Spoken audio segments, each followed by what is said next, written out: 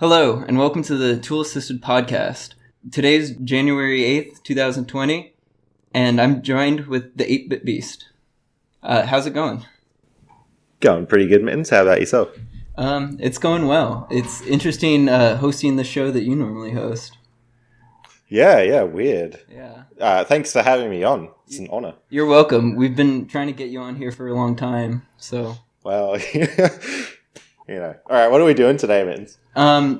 So, it's a new year, and do you know what that means? TASvideos Awards? Yes, TASvideos Awards. Ooh. So, the nominations are already up at this point in time, and so we're going to be kind of going through each category and maybe commenting on the different runs, seeing what all happened in 2019 that was considered worthwhile and got nominated for these awards. Sick. There's a lot of categories to get through, a lot of TASers. But yeah. Yeah, so anyone who's not familiar, there's basically for each platform or console, so like NES, SNES, Sega, Game Boy, there are awards for each TAS. There are also awards for TASers of those consoles. So those are people who contributed a lot to those communities, making a lot of those types of TASes. And then there's a few other categories for like really outstanding TASes in one way or another. Yeah, a few really weird ones. Lucky TAS, Glitchy TAS, Speedy TAS. Yep. Yeah. The first TAS in an edition, and Rookie TASers, which 2019 was their first time ever making a TAS, which is, I think, maybe my favorite category. That's really good. I like that one. Yeah. And voting is still open as well. So we'll link the page with all the awards, and I hope that lots of people can go and vote on them, because it means a lot to a lot of the TASers. All right, should we get started, Mittens? First category, SNES TASer of 2019. Now, you wanted to do looking at the TASers themselves, and then the TASers, didn't you? Yeah, we can do that. All right. You want to read us off the list of what SNES TASers are nominated for TAS of 2019? Yes, so we have Krusty's Super Fun House, US version 1.1 in 1 hour and 11 minutes by Nimex. The Legend of Zelda: A Link to the Past on JP version 1.0. This is a game end glitch, so there's some arbitrary code execution there, I believe. There's the Super Mario All-Star Super Mario Bros. 3 TAS, Warps by Maru. There's Fire Strike 2 players by War Hippie. The Donkey Kong Country 3, Dixie Kong's Double Trouble by Doomsday. And Super Metroid 100% by Sync. Oh yeah, a few good candidates. Should we just go through each one of those TASes and kind of look at what the submission texts were, or do you have any off the top of your head that really stand out? Or there's definitely a few that stand out. It's more about me knowing the games, though, which I try not to let that sway my opinion too much. But, if you do know a game, it's definitely easier to enjoy the TAS. Krusty's Super Fun House is the first one. Are you familiar with this at all, Mims? I'm really not. I know that in the nominations, a lot of people will comment on why they're nominating a given TAS. It seems like a few people who are very adamant about this TAS. Spike Stuff has mentioned that the Krusty's Funhouse guy missed out in 2018 as well. Yeah, so I believe this TAS was an improvement on an existing TAS, where, yeah, he ended up saving like over 3 minutes. So in that sense, it's like a really good example of, taking an existing TAS and improving on it like significantly, finding new clips and glitches. Yeah. And it looks like Nimx has actually put in quite a lot of effort. Just looking at the re-record count, you've got 207,000 for a 256,000 frame TAS. So if you're looking at anything higher than about a 1-to-1 re-record count, it's usually pretty good. Mm-hmm. Of course, that depends on the game a lot. Mm-hmm. Mm-hmm. But the descriptions are really good. He's got lots of details on how he saved, lots of tricks and stuff. Not a huge submission text, but it doesn't have to be.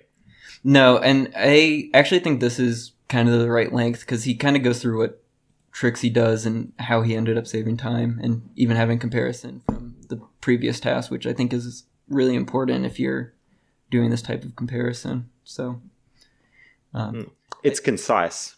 Yeah, and even just saving 3 minutes on an existing task is like significant. So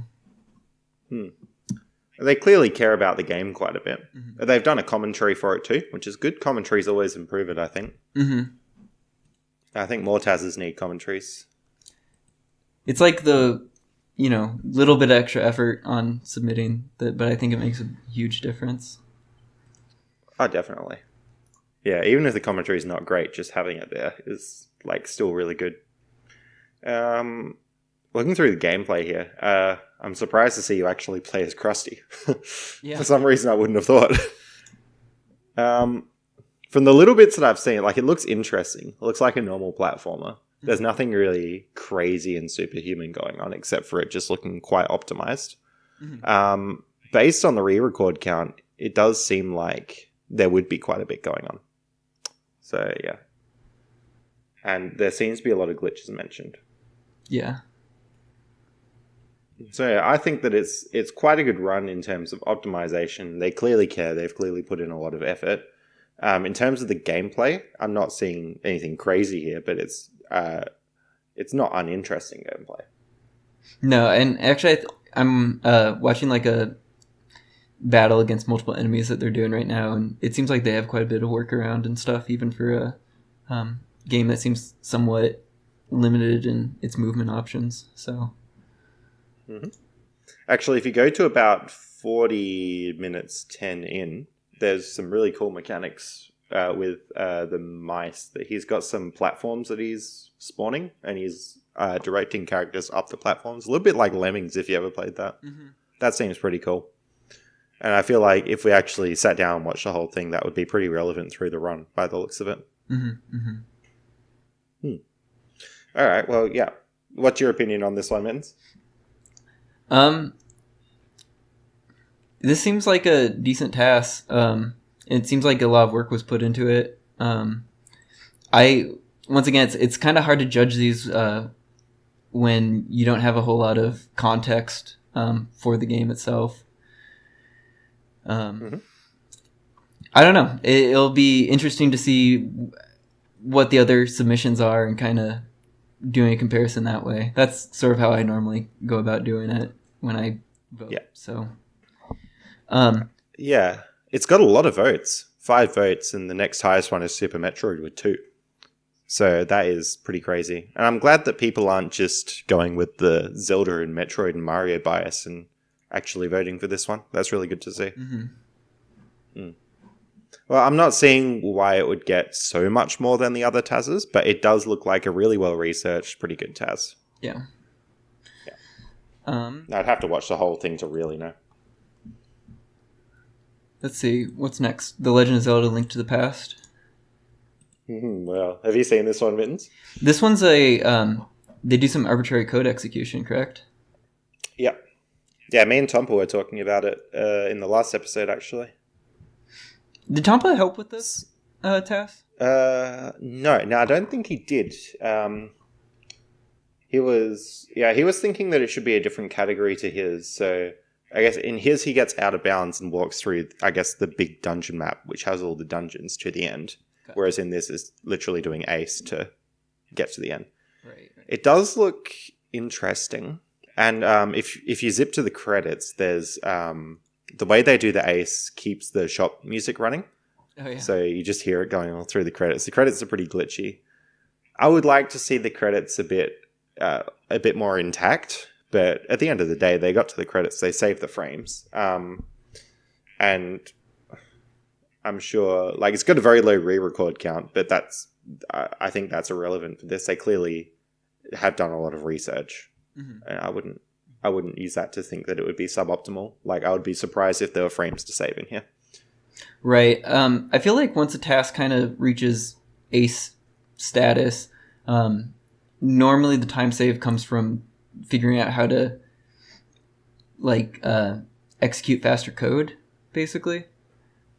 Yeah. If that makes sense. Either getting to a state where they can enter their own code quicker, or getting to a state where the ace is the input of the code is faster. So, yeah, I don't imagine there's a whole lot of time save left in this guy either. I imagine it's pretty optimal. What are your thoughts on ace TASes, just out of curiosity? Oh man, this is a whole rabbit hole we could get down. Yeah. So, all right, Ace Game and Glitch TASers, like, yes, I mean, it's any percent. You got to save the frames and go as fast as you can. Mm-hmm. Play around Ace is good. Like, it blows my mind and it really enjoys it.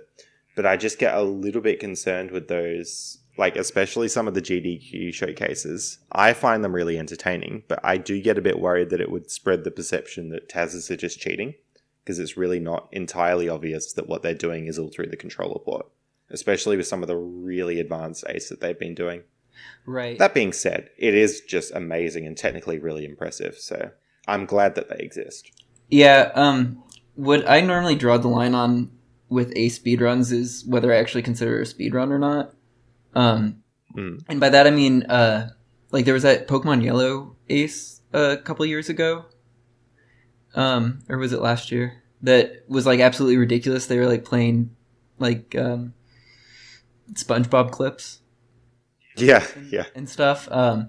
And something like that, I really appreciate it. I love that, like with that Pokemon Yellow one specifically, that it was mapping out, like highlighting such a specific stuff with the hardware, like kind of testing the limits of it.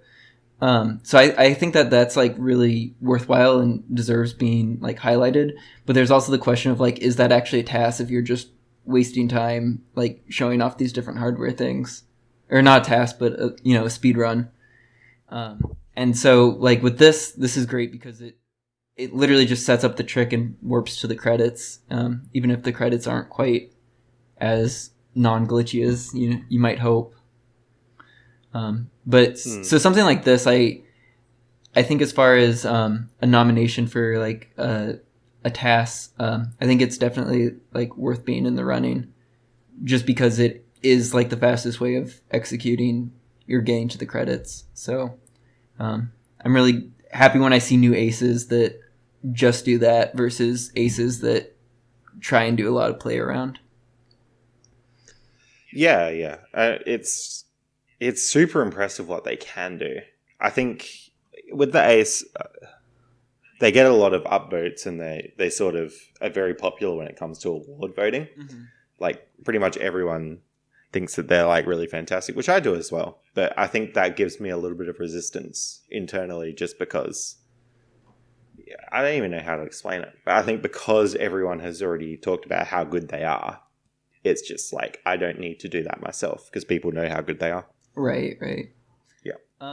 I also think it kind of falls into like a category of following sort of what the game is capable of, like gameplay wise and mechanics wise, versus sort of writing your own game within the game sort of a thing. And so I think that's kind of where some weird lines can be drawn for some people. But I do appreciate a good ace. And I can see why they're popular, especially with voting type situations like this.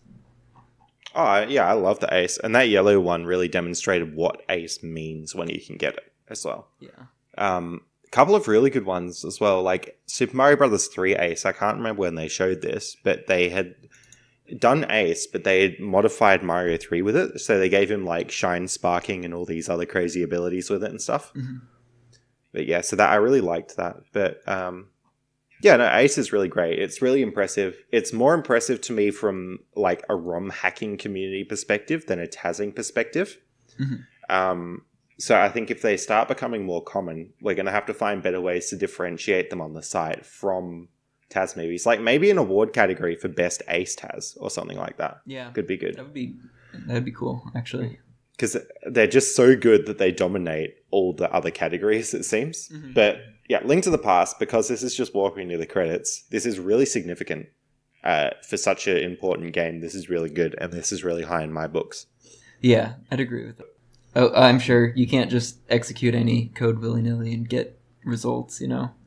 You have to know a lot about the game and the hardware and just everything. So. Oh, yeah. Well, I mean, they have arbitrary code execution, but it's easier said than done. Right. Because I think they did. I think they used Link to the Past to do their Skype. No, they did. They showed Mario 64 through Link to the Past. I'm pretty sure up one of the AGDQs. I think so. Yeah. And then they did Skype through Link to the Past, and they did the audio through like 2 NES games. Yeah, that's pretty good. All right, Link to the Past is good. What's the next one? All right. Sorry, I need to navigate back to the page. Super Mario All-Star Super Mario Bros. 3 Warps. All right. How familiar are you with this, Mittens? I'm trying to think. I know that Super Mario Bros. 3, it's kind of like one of those like traditional task games, but I don't know about the SNES version necessarily. Because isn't there also a NES version of this game? Yeah, it was originally released on NES, and this is like a remaster kind of port kind of thing. Apparently the engine is very similar according to Tompa. Gotcha.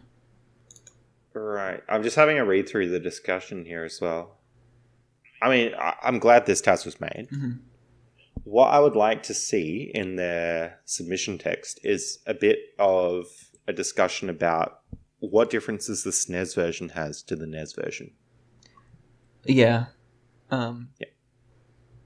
I mean, they do a little bit of that throughout the text, it looks like. Just saying, like, where it lost some time, or gained time. But the thing I find also interesting is that they're using L&R presses.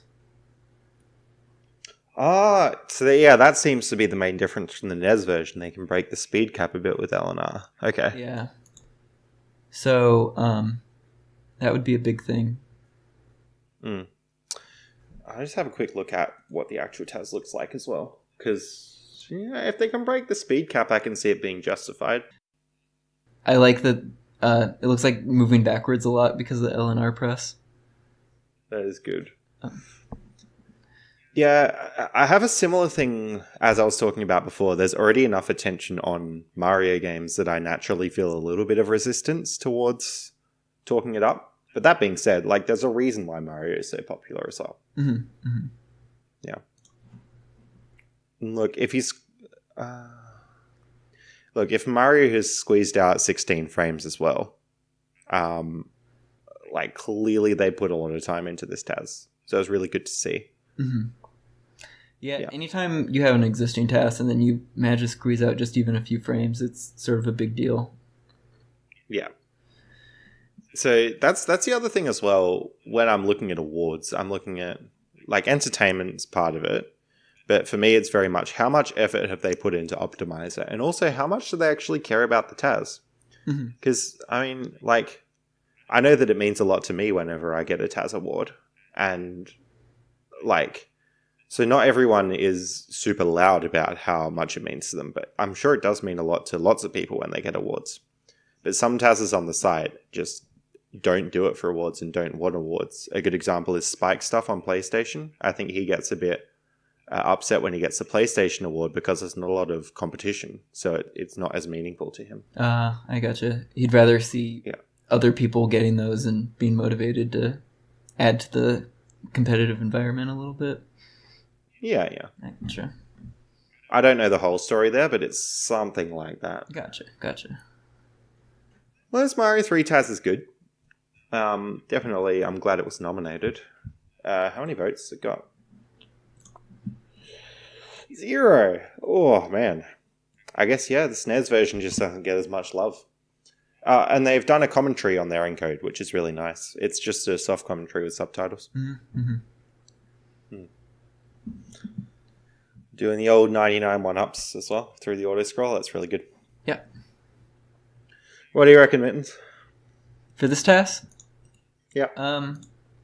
I I really like that Maru's like stuck with this TAS and improved it, and I think there is enough difference between this and like the NES version that like this could get quite a bit of attention, but that's like another thing is whenever you have a popular game on one platform and it's ported to another, sometimes that port doesn't get as much attention just because it is considered like a port or like an inferior version. Yeah. I know once we get to the GBA portion, there's like at least one GBA TAS that's might fall into like a similar category. So we'll I feel kind of bad that it doesn't have any votes just because of that, but I think that it's a good TAS, and I hope that Mario continues. Like, if he end up finding more time save somewhere, I hope he continues to work on it, because like it's amazing that he's even found the time save that he did. So oh yeah, definitely. Yeah, I think it definitely deserves some votes. And I do feel bad, but it's just, the SNES version would be less popular. But it's surprising that you say that about GBA, because usually GBA ports are really different because they're jumping from 3D to 2D. Yeah, but normally, so one thing with the GBA, well, we might get into this a little bit more when we get there, but the sound chip on the GBA is not very good. So it got like a lot of SNES ports, but a lot of people kind of hate them because they just don't sound as good or look as good. So even if the gameplay, if there are some advantages to that version, sometimes I think they're a little overshadowed just by the more popular SNES or NES version of those games. I mean, I was introduced to Super Mario World and Donkey Kong Country through the GBA ports, and it seemed pretty alright to me, but I didn't listen to the sound most of the time either. Yeah, I mean me too. The GBA version of a lot of those like classic Nintendo games was how I was introduced to them, so I don't think twice about them. I think the GBA versions are great, but I know some people have issue with it. Yeah, looking at it from that perspective, like I grew up with the GBA version of, let's say, Super Mario World, but I would always be more interested in the SNES TAS, even though like I grew up with the GBA. So maybe that's why this one has less votes. Yeah, that could be a big factor. Yeah. So, as we said, less. But even like that pipe glitch where they go down the side of the pipe, Tompa said that works on the SNES version, which is crazy because it means they literally just like copied over like all the code basically. Yeah, just recompiled it for a different platform basically. All right, let's move on because we're getting through these at a blistering pace. Yeah. Fire Striker, you love Fire Striker, Mittens. You take this one. All right. Let me see. This one is a 2-player game, and it's pretty interesting. I feel like any task that has 2-player inputs has like an interesting challenge of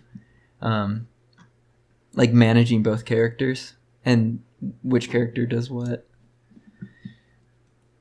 Let's see. I love their pixely fade outs to the other map. That's such a Super Nintendo thing to do. Yeah, definitely. Yeah. The like warp thing that they're doing in this task with their little attack is interesting. I don't understand how they're getting to the edge of the screen. When not a huge submission text. I'm not sure if War Hippie has done a lot of TASers. The name sounds very, very familiar. War Hippie's done 11 TASers. Do you know what platforms? Let's see. He shouldn't have seen it. War Hippie's done 10 SNES TASers and 1 GBA TAS. Okay. Yeah. This was his only TAS this year.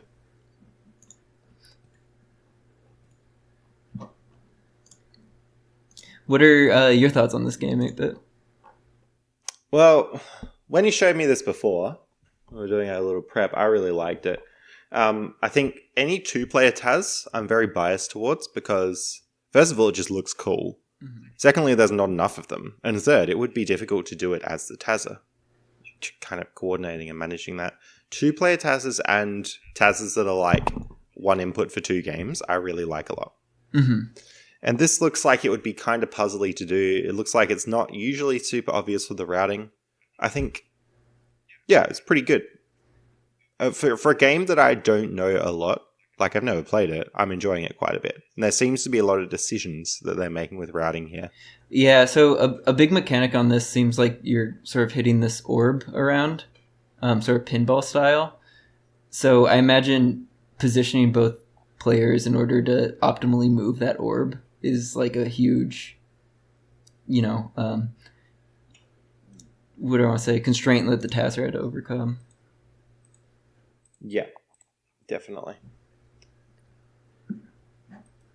Yeah, I'm just not seeing a lot of evidence in the submission text of like either glitches or a super deep understanding of the game. Yeah. But that's probably just an issue with...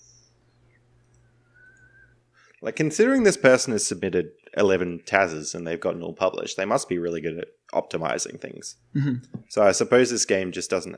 Look, I pulled up Warheeby's submission text for Dragon Ball, and they've gone like super in depth on really technical stuff and like RAM addresses and stage by stage comments, and they've got like heaps of re-records on that. Mm-hmm. So I think this TASer knows what they're doing. I reckon they're like it's got to be fairly optimal.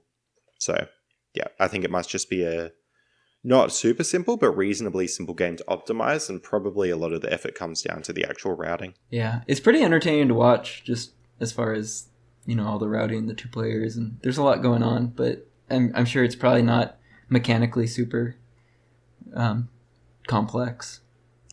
And like I'm seeing the re-record density. It's like almost 1-to-1, 20,000 re-records for a 30,000 frame TAS. Mm-hmm. But there are also a lot of cutscenes and transitions. So in terms of actual gameplay, they're probably sunk about 1-to-1 re-records in there. So yeah, like it's not suboptimal by the looks of it. No, I'd agree with that. Yeah, I don't know. I think this is a fun looking TAS. I actually really like this one. Good TAS. I think it'll get a bit overshadowed by the more well-known games on the system, but I am really glad that it's nominated, and I hope that it gets some votes soon because it's sitting on 0. Mm-hmm. It definitely deserves votes. Yeah. Should we move on? Yeah, let's move on. Next one, Donkey Kong Country 3. Oh, all right, cool. I played 1 and 2, but not 3. Are you familiar with this one? A little bit. 3 has what's the Kong? It's like the baby Kong. That's really dopey looking. Kiddy Kong. That's who it is. Yeah. Whoa, check out that submission text. Whoa. Yeah, it goes on for a while. Whoa. This is really thorough. Memories judged it and commented that the optimization seems very strong. Yeah, because they were obsoleting some TASes, weren't they? This isn't like the first one in this series. Yeah, this is like a TAS. This is what I like to see from a submission on this site. Lots of detail, clearly lots of effort's being put in, comparison encode, well-researched game. They clearly know a lot about it. Yeah, I also like that they specifically highlighted like each trick that they used, and then in the level text, they kind of went into a little bit more detail of where they're used, which I always think is nice. Just figuring out even where those tricks come in. And they even have TAS comparison, which is like always fun to watch. And that being said, like it's not all about the submission text. The actual TAS behind it has to be good too. But generally, submission text quality and TAS quality is correlated. So it's a good guide. Let's have a look at some actual gameplay. So they've saved 7 seconds. Yeah, look, I've never played Donkey Kong Country 3, but I can understand this playing 1 and 2. Mm-hmm.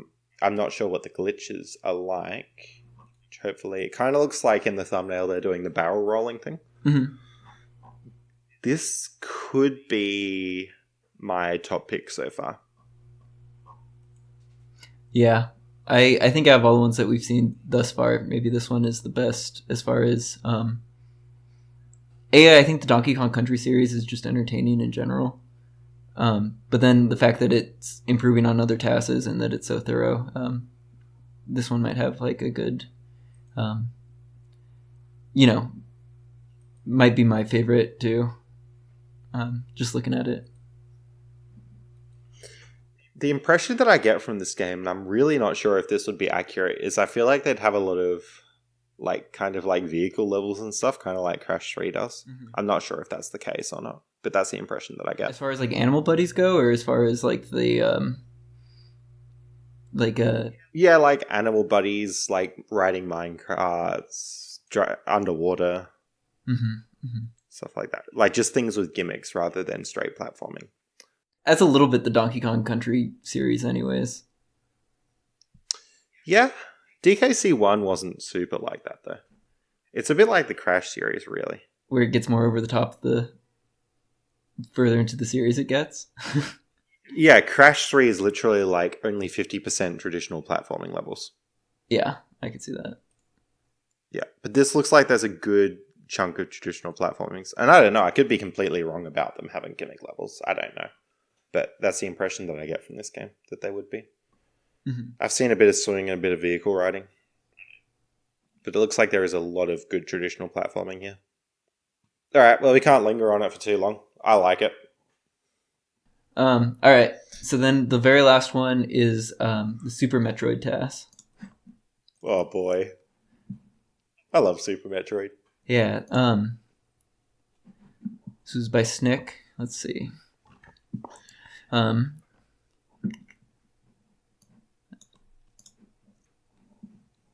Now, this TAS is going to get a lot of votes because it's Super Metroid and everyone loves Super Metroid. I'm a bit salty about that because, like, the awards are not for, like, popular games. Right. And they're not... And when it comes to, like, individual TASers, they're not for, like, well, who did the most TASers? They're for, like, high-quality TASers. What I vote for is looking like, how much effort have they put into this TAS? And, like, how good are they at TASing? Mm-hmm. Mm-hmm. How much time have they put in? How much have they explained it? And, like, then how entertaining is it to watch? How superhuman is it? Super Metroid. Now, I'm not a well, I'm a Super Metroid fanboy. But I didn't play Super Metroid till, like, probably 2 years ago when I was 21. So I don't have that big nostalgia thing that a lot of people have. Mm-hmm. Even without that, great game. And I think I watched this TAS when it came out. Great TAS too. Yeah, I unfortunately have neglected the Metroid series a little bit myself, but it sounds like, let's see, approximately 6 minutes over real time, 6.5 minutes over real time saved, and 3.5 minutes over in game time. Yeah, that'll be from their moon falling and their X-ray scope thing, I would imagine. They had to do a fixed encode. Have you played Hollow Knight, Mittens? I have, yeah. Yeah, so basically that. Gotcha. Yeah. Which I'm sure you already knew, but yeah. Mm-hmm. Super Metroid's probably a bit more... I would say alright, so with Super Metroid compared to Hollow Knight, the controls are very... Like, it feels really good casually, and it feels a little bit better than that when you master them in a speedrun. Yeah. Super Metroid, the controls feel pretty, like, to be honest, pretty bad casually, but you get used to them. But what they can do in a speedrun of Super Metroid is amazing. Yeah. Gotcha. Do you want to explain maybe what that glitch that you said that saved a lot of time, what exactly it is that they're doing? Yes, there's a couple of new glitches. They got moonfalling, which is like you go into the options menu and you actually like you turn on moonwalking, which is basically Samus can do a moonwalk, and this when you fall off the edge, basically you don't have a terminal velocity, so you can just keep increasing speed downwards, and you can use that to clip through blocks and stuff. Which I'm a bit funny about it because you have to go into the options menu, but like on it, it's a feature there. It's not like a cheat code. So yeah, actually, when I Believe it or not, I actually tried TASing Super Metroid once. Like, I did a few reams of it. This was after I did my Metroid TAS, and Snick was like, "Oh, you should try Super Metroid." So I did, and I actually got pretty close. I either matched it or was a frame behind, something like that. But yeah, it was at that point that I realized that I didn't put on the moonwalk code, which was a bit awkward. Oh. It's like, why am I falling behind? It was, well, because I wasn't using Moonfall. Gotcha. But so that's one thing, and like Moonfall's fine. What else they have here is they've got this X-ray scope dash thing. So basically, like the X-ray scope is an item that you normally use, and it sort of lets you see where all the secrets are, like hidden invisible walls and stuff like that. And they somehow use it during a dash, like a shine spark thing, and yeah, they break it. I don't know. Looking back on this TAS, it's like, all right, they saved frames, which makes me happy in the end. But like the TAS gets a little bit too broken for my liking. Like the graphics get all garbled up. And when they do this X-ray dashing, you can't really see what's going on. I'm a little bit funny about the X-ray dashing too, because it doesn't, like, it puts me off TASing it a bit because it seems really hard to understand.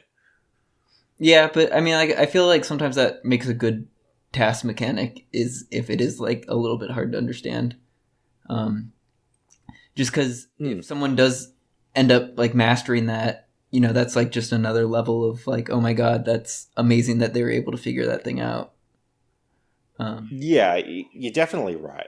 Yeah. It's like it shouldn't be too simple. Yeah, there's another GBA TAS that we'll get to that kind of has like a mechanic that was maybe a little bit mysterious or hard to use, and then ended up like saving a heap like heaps of time. So like with the X-ray scope dashing in this game, you know, I could see where it'd be like maybe a hard to understand mechanic or something that's hard to optimize maybe. So in a sense, like actually getting it to be fairly optimal is like pretty impressive if you can do that. Yeah, I mean, don't get me wrong. Like, is this TAS better than the previous one without X-ray scope dashing? Like, sure, yeah, definitely, of course. But like, I wish that it was a little bit more clear what was going on, and the fixed graphic encode really does help with that as well. I think. Yeah. Gotcha. What I really liked with the old 100% TASer Super Metroid is they did an encode that had all the item boxes, like all the item jingles and stuff cut out. Oh, I think I found a dash, Mittens. If you go to 2420, it's about there. If you want to go there. Yeah. They had an encode with like all the item jingles and door transitions and stuff cut out. So it was just like pure gameplay, really, really fast. And I really hope they've done that for this TAS. I actually haven't checked since I've done this. Okay, I see what you mean by the graphics getting garbled. Yeah. But the X-ray dashing doesn't mess with routing too much. No. So like, yeah. Look, I was a bit too harsh on it at first. A little bit too harsh. It's a great TAS. And probably my pick for... Wow. You can vote for more than one TAS. I would probably vote for this in Donkey Kong Country too, I think. Yeah, that's like a good thing to mention for anyone who wants to like check out the TASes and is able to vote. Is that you can vote for more than one. So if there are a couple that seem really like really excellent TASes that you'd be happy seeing either one receive their award, you can vote for both. So Look, I think, yeah, that's what I'm voting for. Super Metroid and DKC3. DKC3 for like explanation and optimization and knowledge about the game. Super Metroid for that as well, on top of like really crazy good gameplay and routing. I think my choice for this is probably DKC3. Yeah. I just think that that's like a really good TAS, and like the improvements on it were like pretty significant. Yeah, and I know that like it's more about the TAS than necessarily like the write up about the TAS, but on one level, knowing that a person like thoroughly explored the mechanics and like has an understanding of that is like part of, it's a good measure of, in general, like how optimized a task is. Yeah, as we said, the submission text quality is not what you vote about, but it's often correlated with the quality of the task. Yeah, exactly. Shout outs to Fire Striker too. Love Fire Striker. Yeah, that's a cool looking game. All right, SNES TASer. Do any of these cross over with the people who had SNES TASers? Yeah, so let's see. Nymphs did the Krusty's Funhouse TAS. Let's see. War Hippie, who did Fire Striker. Yep. Let's see. Doomsday was the Donkey Kong Country 3. Snick did Super Metroid. Yep. And then the other ones, let's see. Bruno Visnandi worked on Super Mario World. Was there a TAS of that this year? Super Mario? Yeah, it looks like it. I guess if you're listing it off, then there would be, wouldn't there? Yeah, Game and Glitch. 41 seconds. So that's another Ace TAS that's been around for a long time. So getting improvements on that's like pretty impressive. I forget exactly what Bruno Visanti does that I've seen, but I feel like I've seen a bit from him outside of just literally submitting TASs to TASvideos. I think they do a bit more. Let me quickly check out Bruno. Okay, yeah.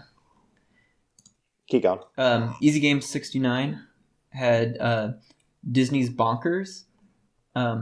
He did that with Nimmix, and then The Incredible Hulk, who he tasked with Dodie.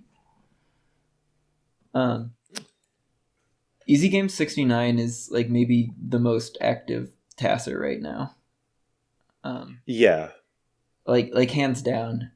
Not just with SNES games, but just in general. He seems like he's working on a ton of projects and just all over the place. Well, I mean, we got projects together, and he spends a lot of time in the Tool Assistant Podcast Discord doing a lot of discussion and stuff. Yeah, I'm really impressed with just like the sheer quantity of tasks that he's worked on this year. So, yeah, I'm very impressed. He's not necessarily the person who spent the most time tassing, because that's very difficult to tell. Mm-hmm. But I think he's got the most publications this year, definitely. Someone like, well, I don't know, like you can have that. You can have like 20 or 30 publications on the site, or you could be like Hyper, who spent 2 years working on one TAS. Right. There's different ends of that spectrum. Yeah. But Easy Games quite potentially has spent the most time out of anyone TASing this year as well, because he's done a lot of submissions. So FMP, Total, and Yuzuharu 3 on this list, they all worked on the Legend of Zelda A Link to the Past Game and Glitch, which was also on the up for nomination for TAS, SNES TAS. Yeah. Just like, we could vote for all three of those for SNES TASer of the year, but like, I think if we were going to do that, it should just be that Link to the Past got SNES TAS of the year, not they individually got SNES TASer of the year. Right, and sort of the fact that they all three worked on that same TAS, and that looks like the only TAS that any of them published this year, it'd be hard to, if you were to vote for one, not to vote for any of the others, or the other two. Yeah, you'd have to vote for all three, definitely. Right. I would be very concerned if the votes for those people became uneven. Right. Look, we've only got two... Oh, people have only... There's not been a lot of SNES action. No, other years it seems like SNES is one of the more popular consoles, so... Doomsday has done DKC3, which I voted for on the SNES TAS, and they've done Super Mario World Game & Glitch. Yes. Yeah, that's probably going to be my pick. That or Snick, but I will have another look at the list in a sec.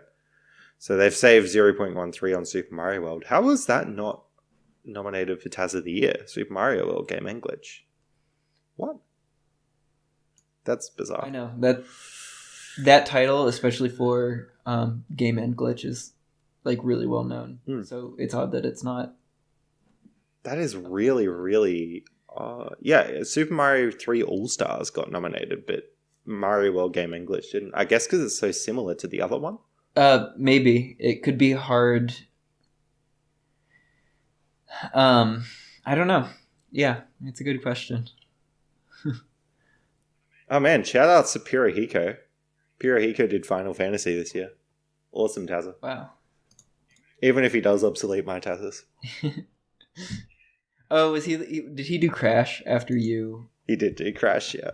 Oh well, he did a good job.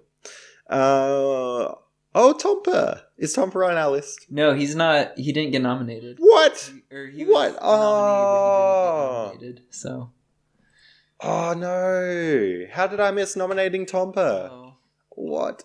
Oh, I'm sorry, Tompa. Yeah, so anyone curious, there's a list of nominees that go up about a week before voting opens, and then people can nominate people and give a reason why, or just nominate them without a reason. But he would have been a good one for this running, but... Oh, man. Because not only is Tompa has he done Donkey Kong Country this year, but he's also working on another category of Donkey Kong Country already. Mm-hmm. And he's like almost exclusively TAS SNES. Oh man.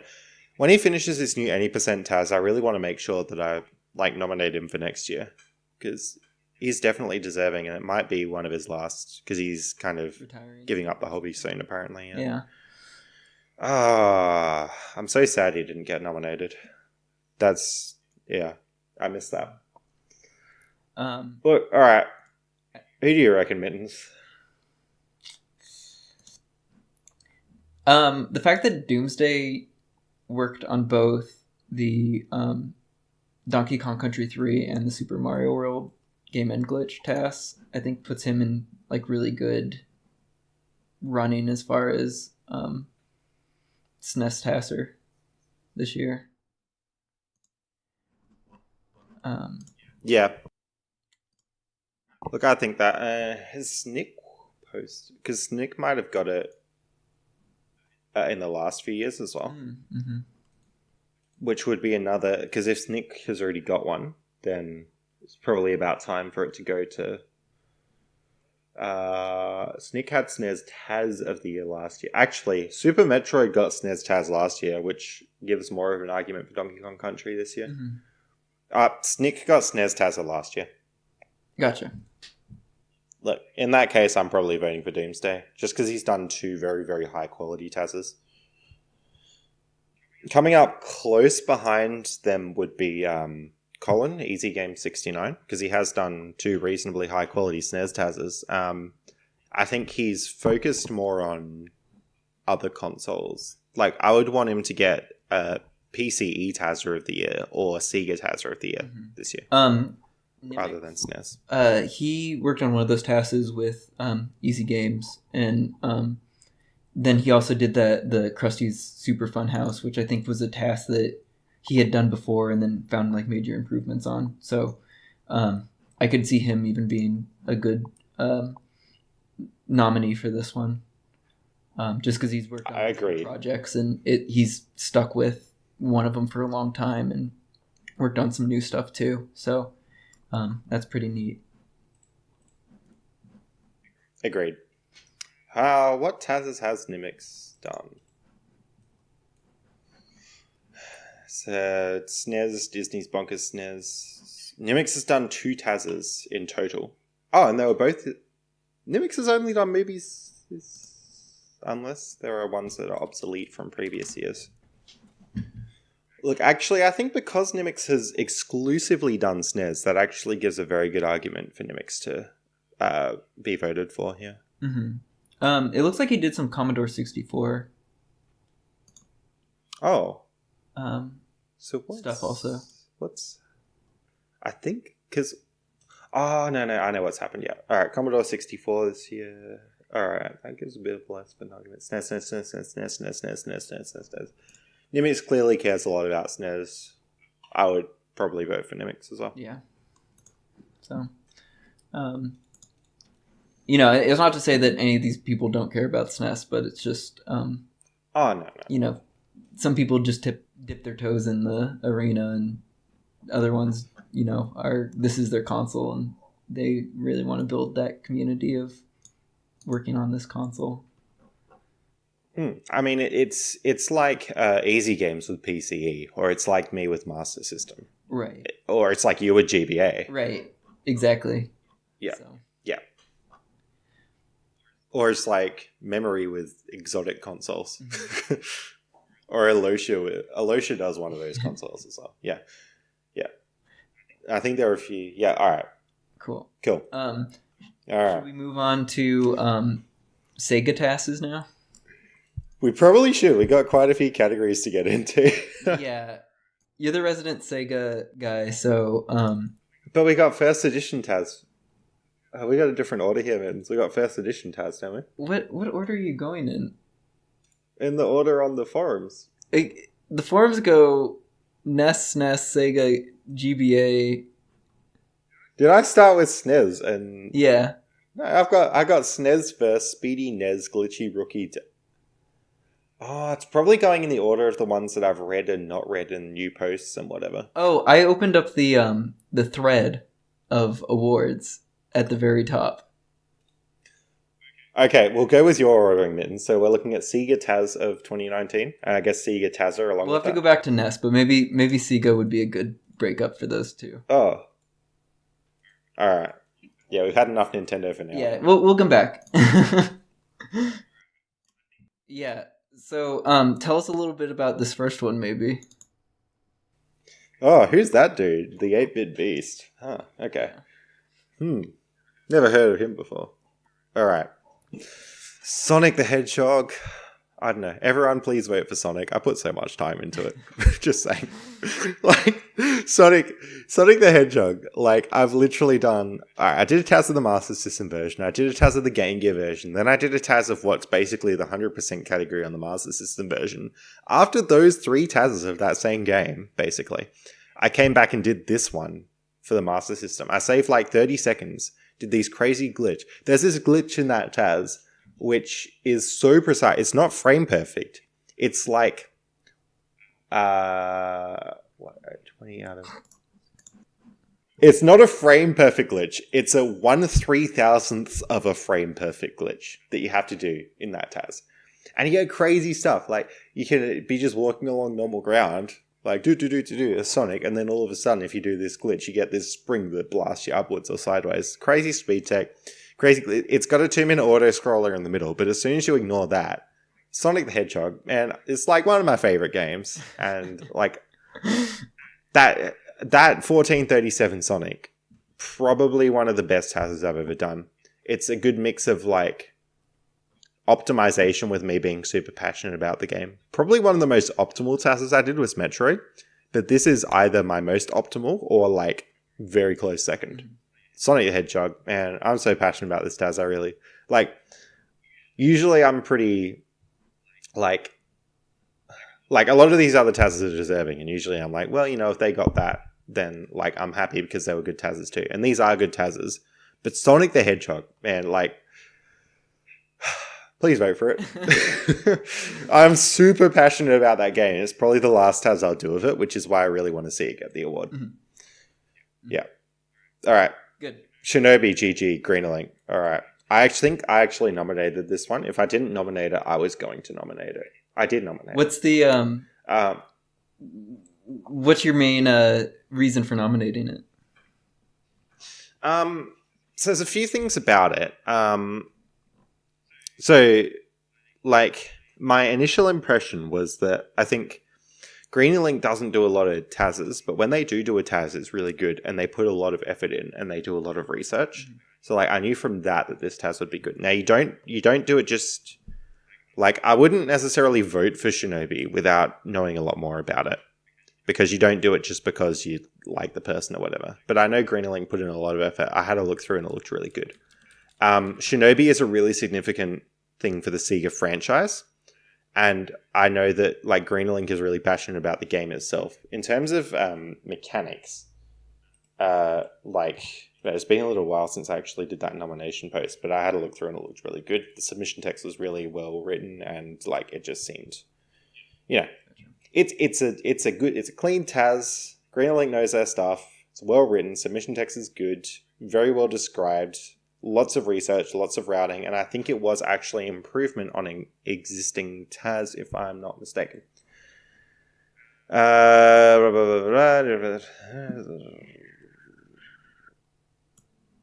Maybe not. But yeah, good TAS. Has GreenLink done other TASes? GreenLink, I see a lot of action on their YouTube channel. And GreenLink actually semi-found that crazy glitch in Sonic that I was talking about before. Like, they had a spring bounce on. Oh, GreenLink hasn't done a TAS since 2010 as well. Oh, wow. So I think we should give GreenLink the positive reinforcement vote for a Shinobi TAS. There you go. There you go. No, it's partially like GreenLink as a person and as a content creator. Like, I really enjoy the work that they produce. So that's partially my reasoning. Gotcha. But like, I wouldn't have nominated it if the TAS wasn't good as well. Now, I probably won't vote on Sega TAS of the Year just because, like, I've got my own head in the game here. And, like, obviously I'm not going to vote for myself, but if I'm not doing that, then I kind of feel like I shouldn't vote at all here. But I just wanted that on the nominations at least, because I think that Master System, Game Gear, Shinobi, and that TAS in particular deserves a bit more attention. Mm-hmm. All right, next up on the list is The Lion King by Easy Game. Easy Game strikes once again. So I think it'll be interesting because we've also got Lion King a bit further down the list here on Genesis, which was also Easy Games and Tompa.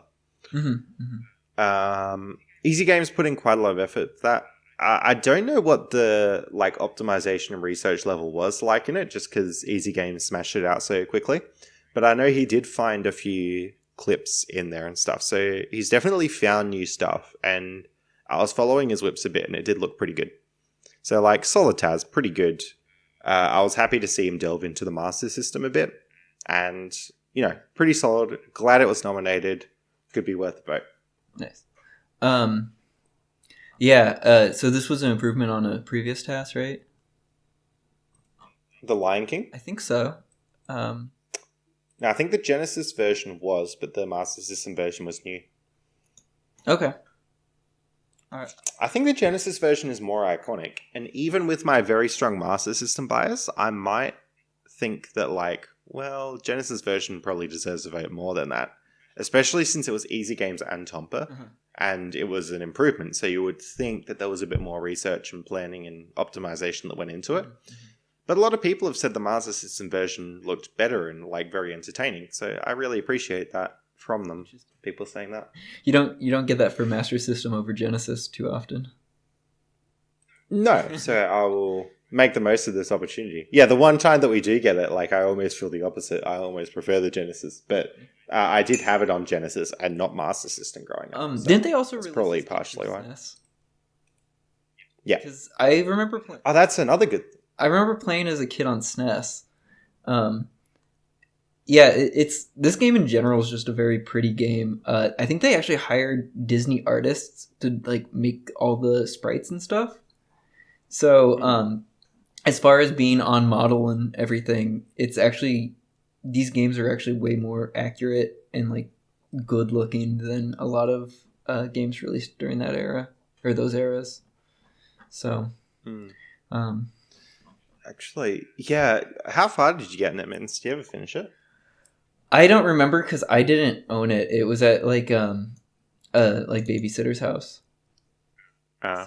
Yeah, I always got stuck on level 2. Was that the monkey throwing one? Yeah, you tricky. Basically need to be a TAS in order to beat that one. I'm pretty sure. So, well, and there was a bit of weird mechanics. I'm not sure what the SNES version was like, but the Genesis there was the final boss fight. It had some weird mechanics where you had to flick him off the edge. But I could never figure it out. There were always weird moves that I'd never used before. Mm-hmm. Yeah, the fighting mechanics I wasn't super keen on. And I actually used my EverDrive with save states to beat it eventually. But I couldn't, even with save states, I just couldn't figure out what to do to beat the boss. It wasn't like he was killing me. It's just that I didn't know what to do. So that made me a bit salty. But Good game. Pretty game. And I think Mexican Runner did it at GDQ, if I'm not mistaken. I believe so, yeah. Did you know there's in one of the levels, there's an enemy in the level that wasn't in the movie? Turns out that it was like, I want to say a beta part of the movie. Like that character was in the movie, but they cut it out, but it's still in the game. Oh, interesting. Yeah. Some monkey, I think. Yeah. Anyway, we better smash through more of these. Jurassic Park. Yep. Grant Path. You ever played Jurassic Park? No. Huh. It's good. It's I didn't have a Genesis or Master System growing up, so I think it was on SNES as well. I know you didn't play a lot of that though. I didn't own a SNES. My first console was N64, so everyone's gonna think that I'm like a young millennial now. But you're like 5 years older than me. How are you into newer games and 5 years older? Yeah. When did this happen? Anyway. Grant Path. Alright, so in this game, basically you can play as the dude or you can play as the... Oh! Whoa! Man, go to 1 minute in. You can play as the dude and you can play as a dinosaur. And stuff going on. Oh, this climbing and air tech? Yeah, the ladder thing. What? Yeah. Whoa. Oh, I don't remember this bit with the boat. Glitch abuse is one of their game objectives. I wish that the submission text was like a little bit more thorough. Yeah, I actually only ever made it 1 or 2 levels into Grant Path because I would always play as the dinosaur because it was easier. So yeah, no, Grant Path, good TAS. I wish they had a bit more. In terms of like optimization and like explanation of the glitches, got like a low re-record count density and like 1 sentence submission text, which makes me a bit hesitant here. So I can't base a TAS completely off of it, but it makes me a little bit concerned about like the level of research and optimization. But I don't know. From just watching a little bit of this TAS, it looked really good. And that's probably partially because I know the game. Yeah. This is their only non-NES TAS. Wow. All right. They, well, how do you say that name? External 93? Are they from Japan? Because they have thanks to JP Speedrunners Discord community. Well, their name is Turgot. It doesn't sound Japanese. No. I don't know. Because there have been a few Japanese TASers who sometimes when they submit, their text is quite short. Whether it's just because of language barrier or just maybe it's... I don't know. Yeah. I don't know. I'll have a look at one of their other... it looks like all their submission texts are pretty short. Look, that being said, you can't diminish your TAS just because of like not having much in the submission text. No, I agree with that. It's just like for me, who as someone who like hasn't played the game and who doesn't necessarily know the glitches, like having just even a small thing about what sort of going on is kind of helpful. I mean, this task looks good. As far as like the glitches that they're using look impressive and it's a fun watch. I'm still watching it right now as we're talking. But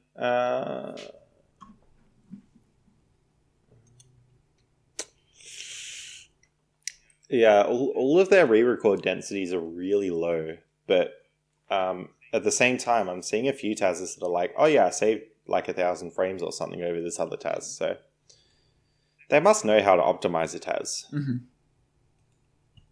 I wouldn't say they're like crazy super high in optimization, but like...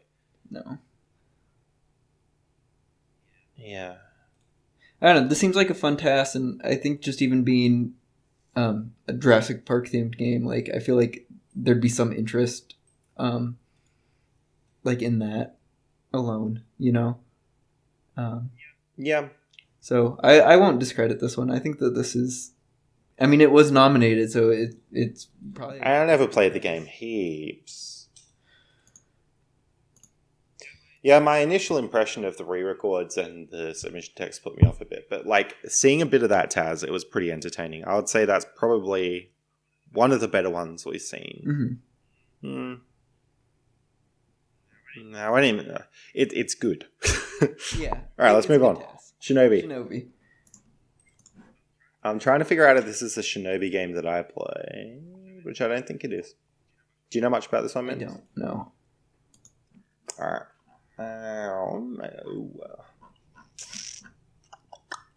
Good submission text. Yeah. This person's clearly put in a bit of effort.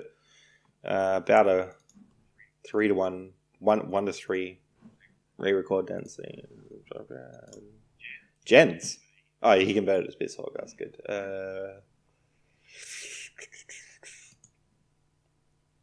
Look, what can you say? Shinobi. Mm-hmm.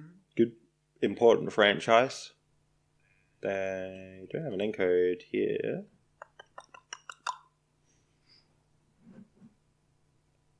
Good. Yeah, I don't really know enough about this TAS to really comment much on it. Okay. Yeah. Well, I guess that's one that we'll have to watch a little bit of. Yeah, I'm having a look. Oh, a clip. Yeah, this does actually look pretty good.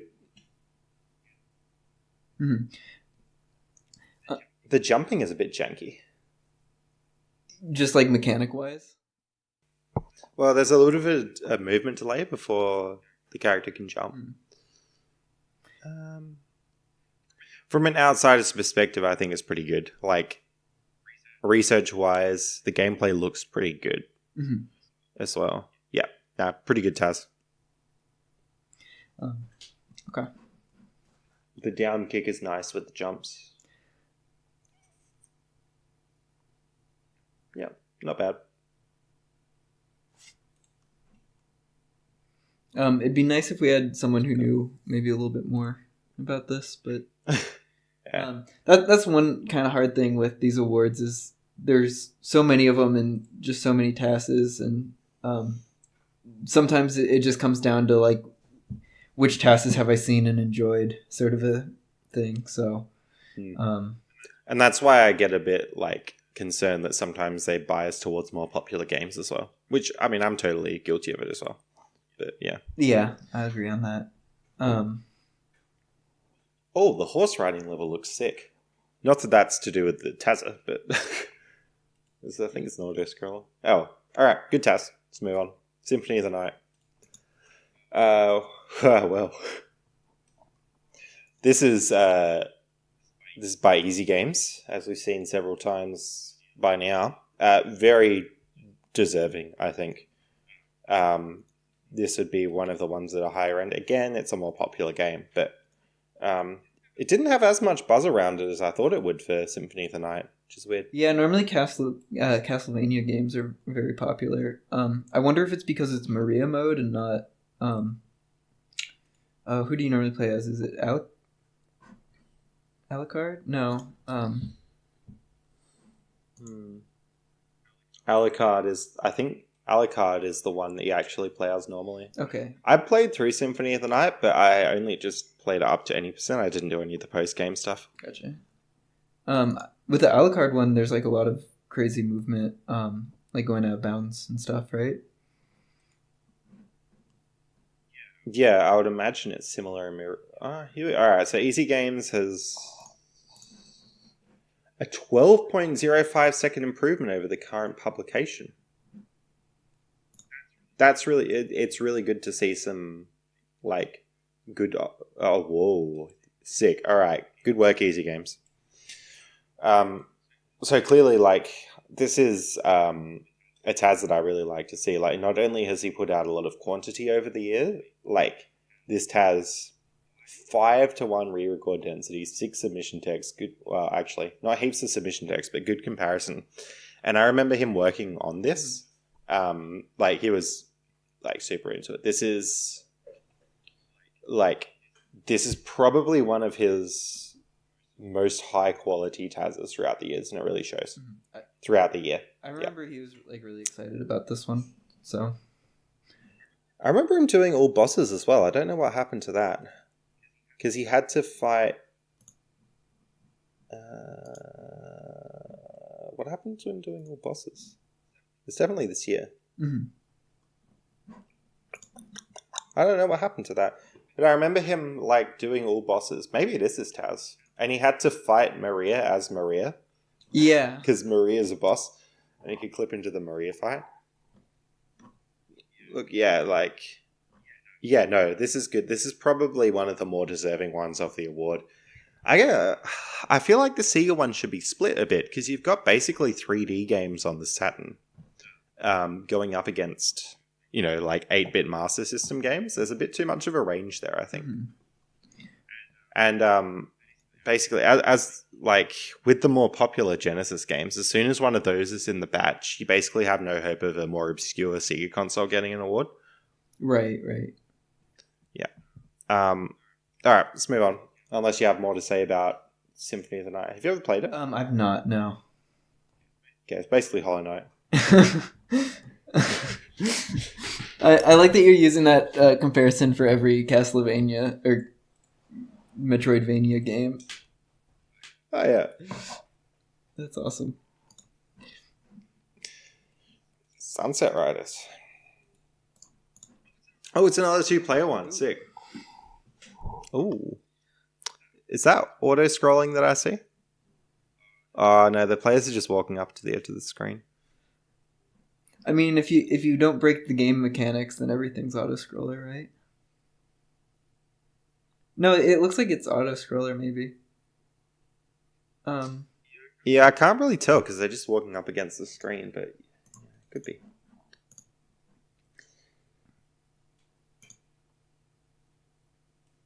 They've improved with publication. Not a lot written in the submission text, but that's like okay.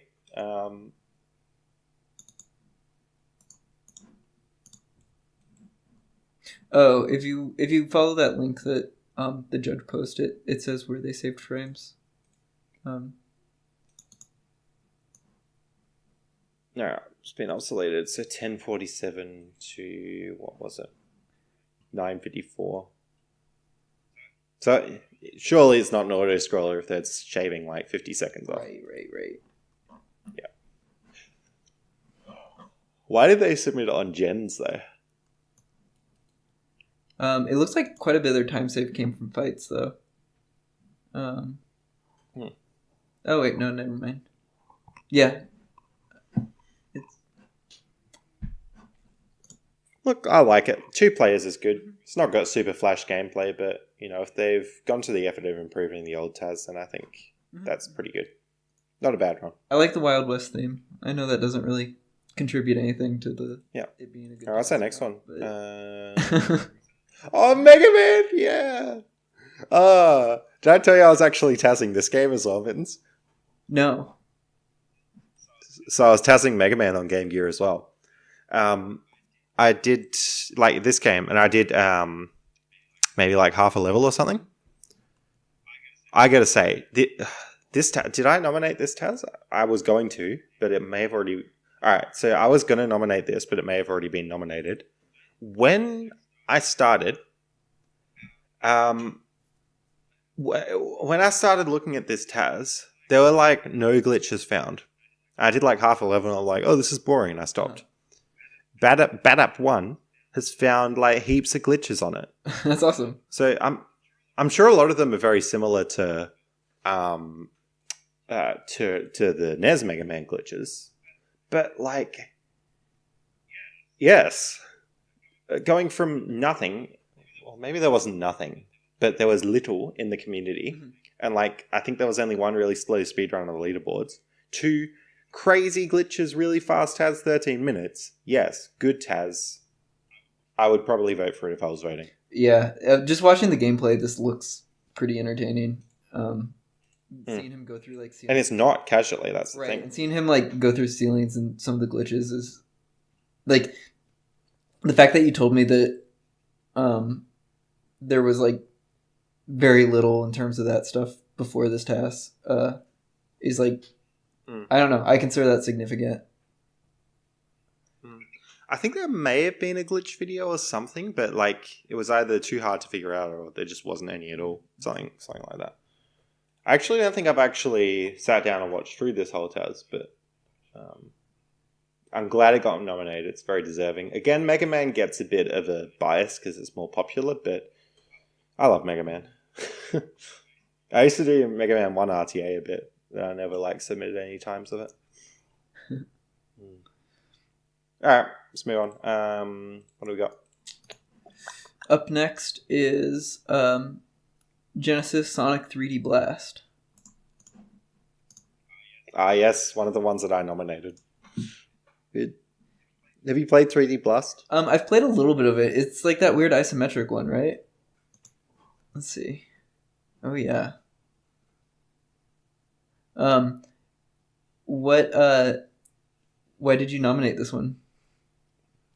Alright, so its first submission for the game. It's a really significant game, but the only kid has also done 100% and like seems to put in quite a lot of effort into actually making the TAS. So I think they're kind of active in the speedrunning community. So it's sort of one of those TASes where like a speedrunner has come in and make a TAS, which means that you get a bit of a funny situation with that. I'm not saying about this TAS, but I'm saying this in general. When you get a situation like that, you tend to have really good knowledge of the movement and the routing, but not as good optimization with the like very subtle subpixely kind of stuff. Which I'm not saying that at all about this TAS. I'm just saying that in general, if you get a speedrunner doing maybe their first TAS of the game they speedrun, that's going to happen. But they did TAS any percent and 100%. Very significant game. Initial publication. It looked good. And like, it's a Sonic game, so you get crazy good fast movement. Yeah. Good TAS. Nice.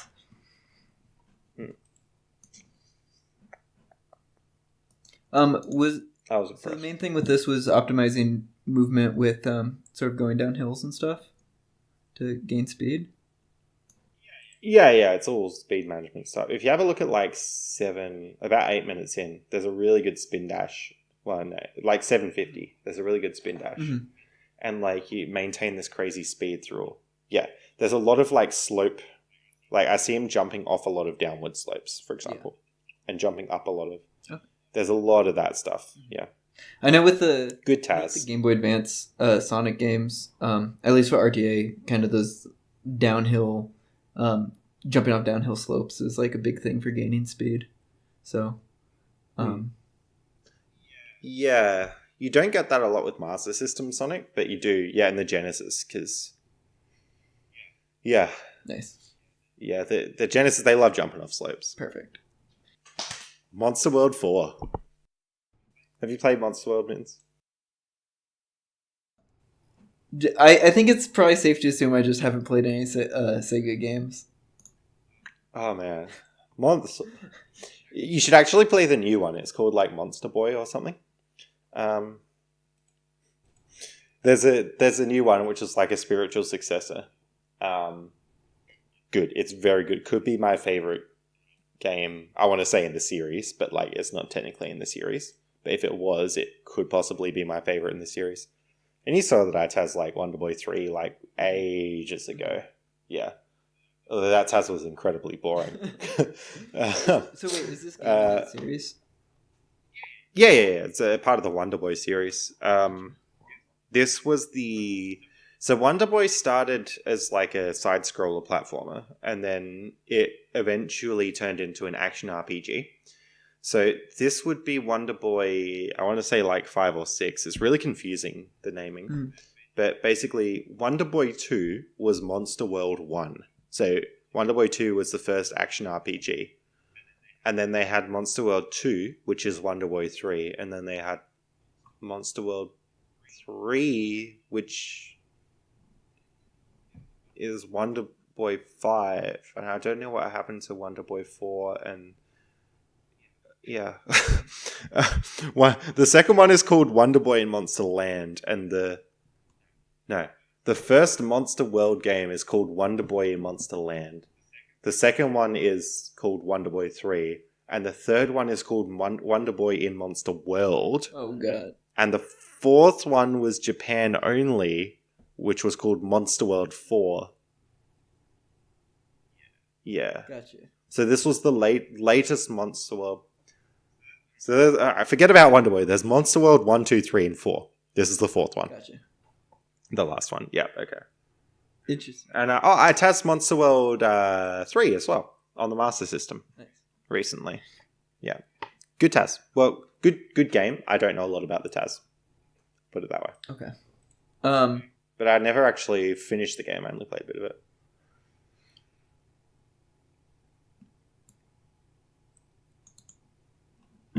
Yeah. It's a significant game, so I was really glad to see a TAS of it. Looking through the submission text, looks very optimized. Mm-hmm. Yeah. Person seems really passionate about the game too. This is really thorough explanation of all the mechanics. Yeah, it seems like there's nothing like super glitchy about this game. It just seems like a lot of optimizing movement and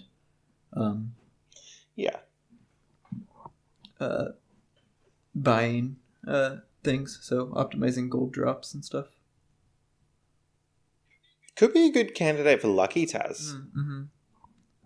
So the movement's not superhuman, but like, oh man, very significant game, and I'm glad that it has a TAS.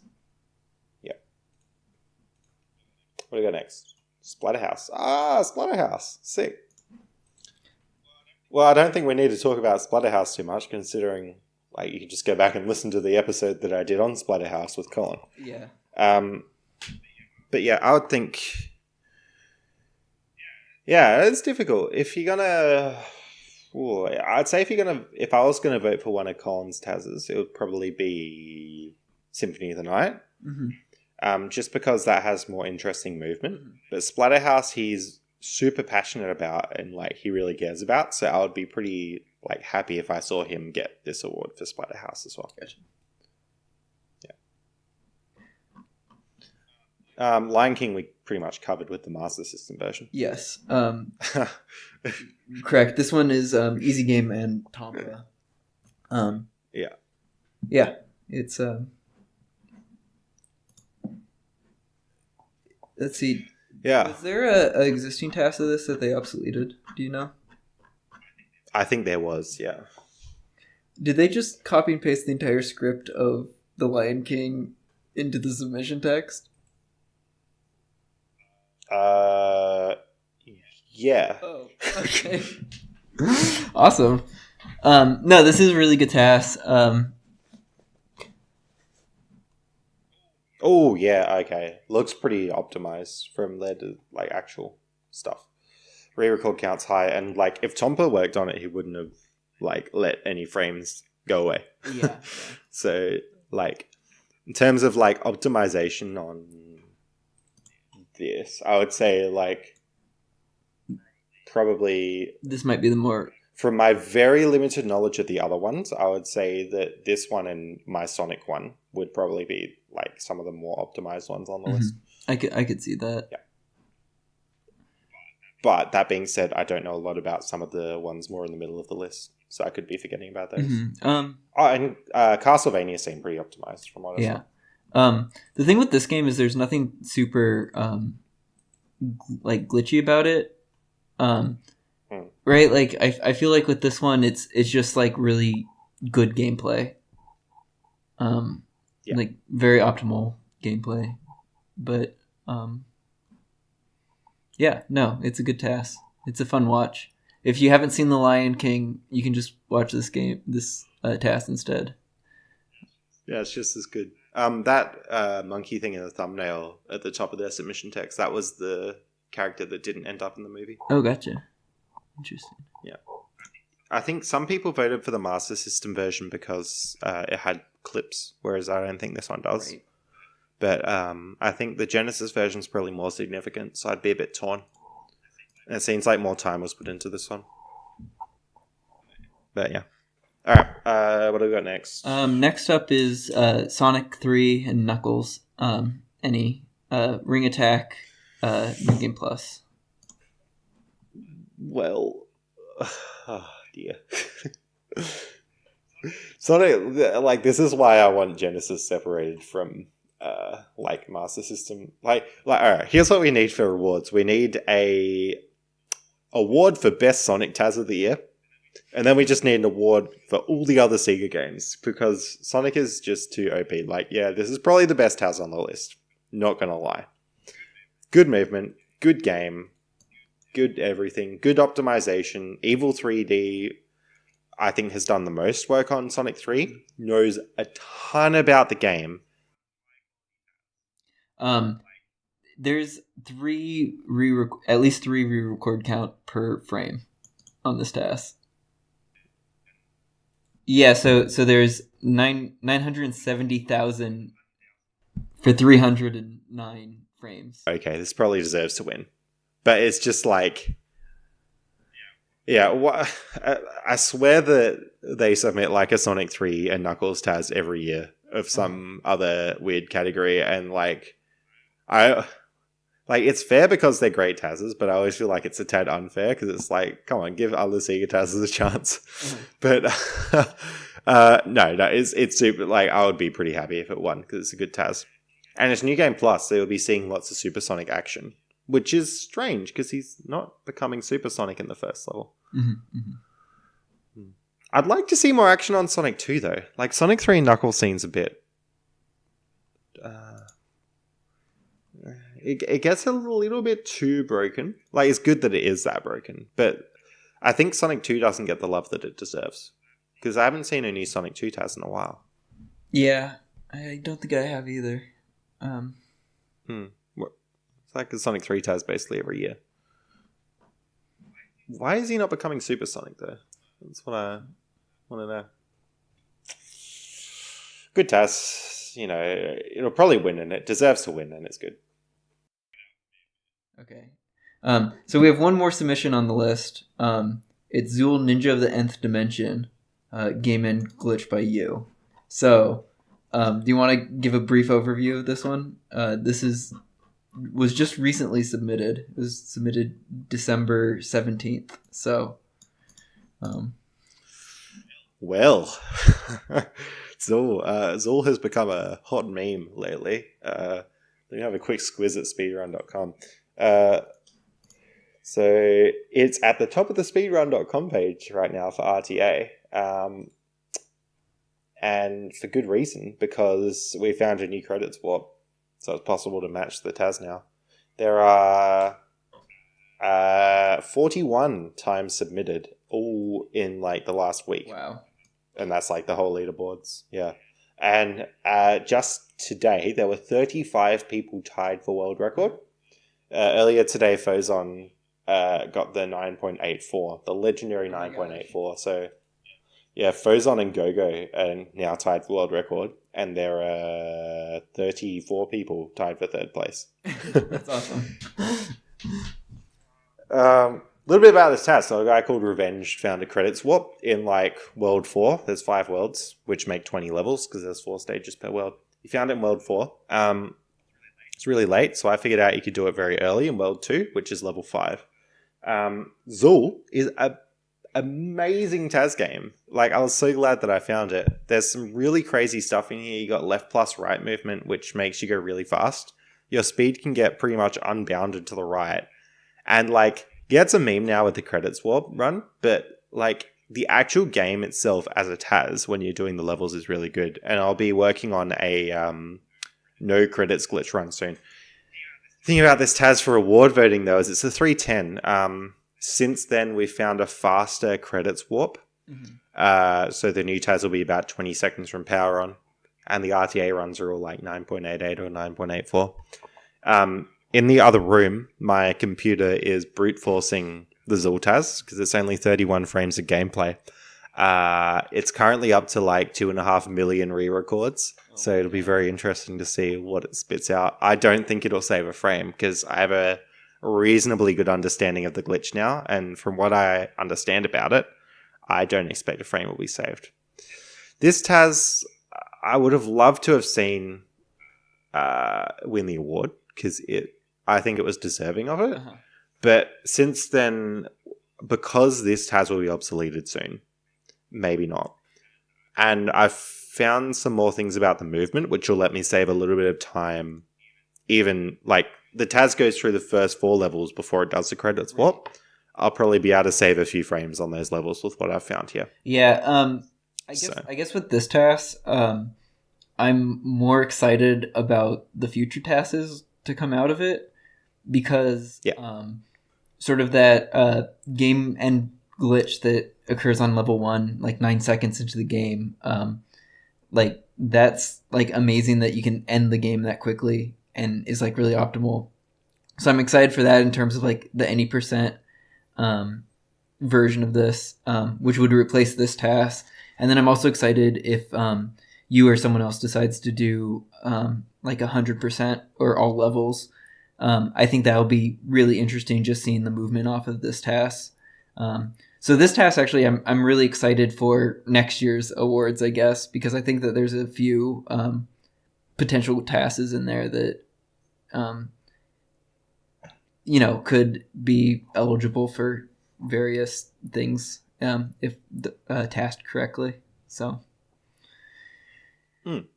yeah, and I should have an any percent and an all levels TAS submitted next year. Definitely, I'm already reasonably far into all levels, like midway through World 2. So well, just yeah. I was just gonna say, like, seeing how fast the movement is, like, I think even for something like Speedy TAS, like I think it could be eligible even for something like that. I think this game has like a lot of potential, but I don't know that this TAS that's nominated right here is like the best example of either completing the game like instantly or kind of that fast movement and entertainment. I think it was the best because it had a really nice mix of like movement in the levels, and then you wait for 3 minutes and then you get a credit swap. Whereas the new TAS will just be like, 0.6 seconds of gameplay and some credit swap. So I really liked this TAS for the balance there. But now that it's going to be obsoleted soon, I would prefer, if people are going to vote for one of my TASes, I'll prefer it if they voted for Sonic. Because I sunk so much time into Sonic and I care a lot about that game. Yeah. All right, Sega TAS. I'm not voting for it because I've got head in the game. I already voted for it. Sick. I voted for Sonic because I know that you're super passionate about that. Someone else voted for Sonic. Nice. I also voted for the Castlevania TAS because it's really entertaining just seeing like the amount of movement in that, and also just I know that was like another game that Easy Games was very passionate about. So those are kind of my two choices. Yeah, and I know like. Yeah, Easy Games done a lot of TASers this year, but that TAS in particular, he's really like gone down, done a lot of research, put a lot of time into it. It's Castlevania, so yeah. All right, let's move on. We've got a lot of categories to do. Yeah. Sega TASer. Oh yeah. We can hit Sega TASer really quick. Yeah. So there's only 3 here. Evil 3D, who you said was he did the Sonic 3 TAS, right? Yeah, Sonic 3 Knuckles. Is that the only TAS that he did? Yeah. Pretty sure. For this year. Yeah, so his stuff's very optimized for that specific game, from the sounds of it. You have a little bit more of a spread as far as doing Sega Master System stuff. Did you only submit Master System games as far as the Sega category goes? I'm pretty sure that all of my TASes this year were Master System games. And then pretty sure the person who submitted the most TASes was Easy Games 69. He had 9 of them? 9 total movies. Yeah, like I think with Easy Games, he's very deserving of it this year. I mean, of course, I'd like to get it because of how passionate I am about Master System, but I think I did have it last year, so. Like, with the amount of work that Easy Games has put into Sega, I think he's very deserving of it. And anyone on this list, I would be very, very happy to see win Sega TASer of the year. Cool. Maybe we should hit the NES category now, and we can keep this fairly brief because I know neither you or I are like super adamant about NES. So well, there are enough people talking about it. Yeah, there are a lot of people talking about it. Also, like most of these tasks are really impressive and are like franchises where it's they're popular and there's a lot of eyes sort of on this category. So I don't know that we necessarily need to beat a dead horse, but let's at least go through what the nominations are and maybe we can talk about each one briefly. So okay, so Super Mario Bros. 3 Warps, Lord Tom, Maru, and Tompa. So you recently talked to Tompa about this one, right? Not necessarily about this TAS specifically, but we did talk about Mario 3, Right. So do you have any insight from that interview or that podcast? Look, this is significant. Everyone knows why it's significant. Very optimized. They save like 70 frames or something. They know what they're doing. Super Mario 3 is good. This is very deserving of it. And let's see, it obsoleted the task from 2010. Is that? Whoa, 2010. I didn't realize that. Is that old? Oh, actually, it looks like there was another task that between those two. So maybe it's not that old, but it seems like with this one, they're not coming out as frequently. So. Well, I mean, the SMB1 TAS is from 2011, so I think because of how many eyes are on this game, it doesn't get improved very often. Right, it's already pretty optimal. I guess last year they improved it. So there's a 2018 and then the 2010. So, I mean, yeah, it's a significant TAS, and because like basically the first TAS was of this game, it'll always be significant. I don't have a lot of nostalgia for Mario 3, but I know what work went into this, and I think it's very, very deserving of the award. Again, I have a bit of that syndrome like I had with Sonic 3, which is like give some of the other games a chance, because like it's just too good. So yeah, it's interesting that NES and SNES are broken up in the categories, and then like all the 3D Nintendo games are separate. But looking at this, it makes sense since I think that like these NES games are so competitive at eking out every single frame. And I think this is one of the larger categories as far as the number of nominees. So I would almost like to see like 2 awards or 3 awards go out, because there are so many here. Yeah, well, for that, maybe for Sega, something like that.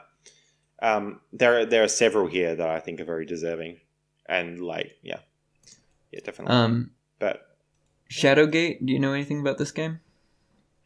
No. All right. I was looking at this game earlier. It's an interesting looking game. It's sort of like a I don't want to say text adventure, but a little bit.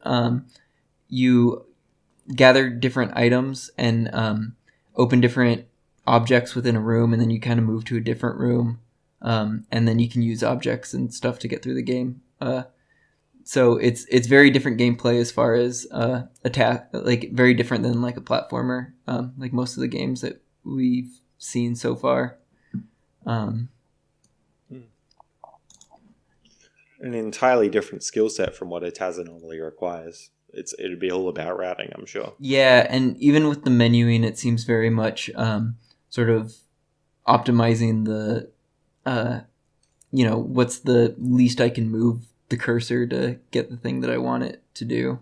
So it's pretty impressive in that sense.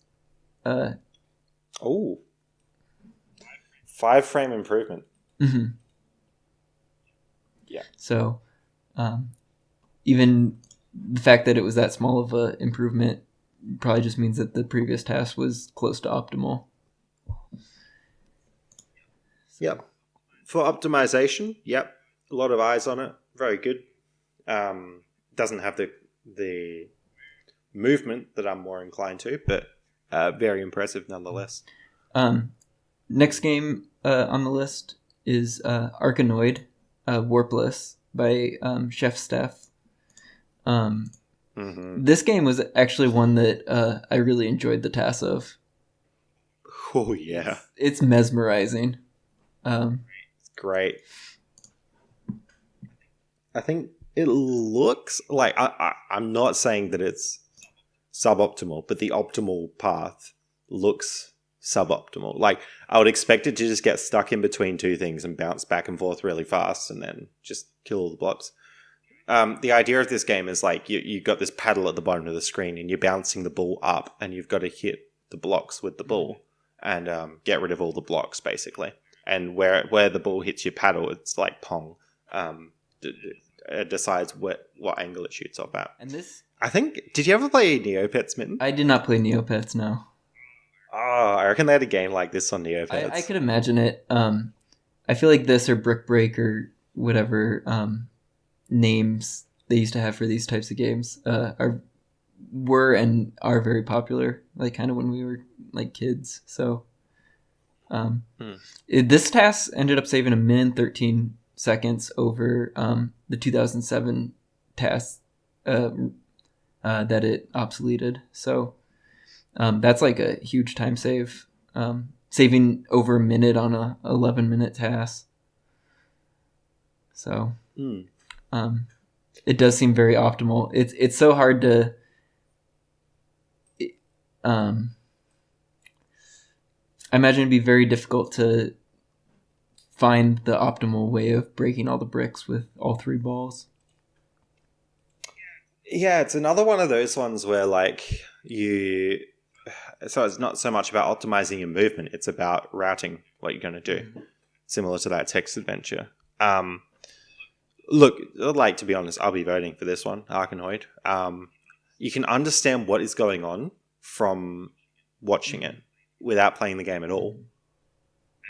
And it's just so impressive what routing must have gone into it. I just really hope that Chef has really squeezed out every frame, which I'm pretty sure that Chef would have, because I've seen their Crash 2 TAS. Steph already also did Crash 2. And just the other day I was TASing Crash 2, and like I must be worse at the movement in that than Crash 3 or something, because like I kept losing frames to him. I was like, damn. So like I've gone 1-to-1 up against Chef's TASs, and they're optimized, let me tell you. So yeah, good TAS. The next TAS on the list is FDS, the mysterious Murasame Castle. And this is Mothraya's TAS. All right. He compares this one to like Legend of Zelda. Yep. There's not a lot of tricks in this. So a lot of the optimization was routing and movement. Let's see. One kind of interesting thing that he had stated in his submission text was that swinging your sword actually pauses movement for a frame. So one of the optimizations that he had to do was like reducing how much he was actually swinging his sword. Which is an interesting payoff of like trying to kill enemies versus trying to avoid them and seeing what loses more time.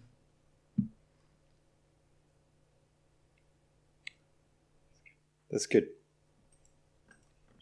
Yeah, it looks like an interesting TAS. Definitely, I'm watching some footage of it now. I'm glad that they did it, and it's really good to see Mothray is still submitting stuff, because Mothray is pretty high up on the TASvideos staff as well.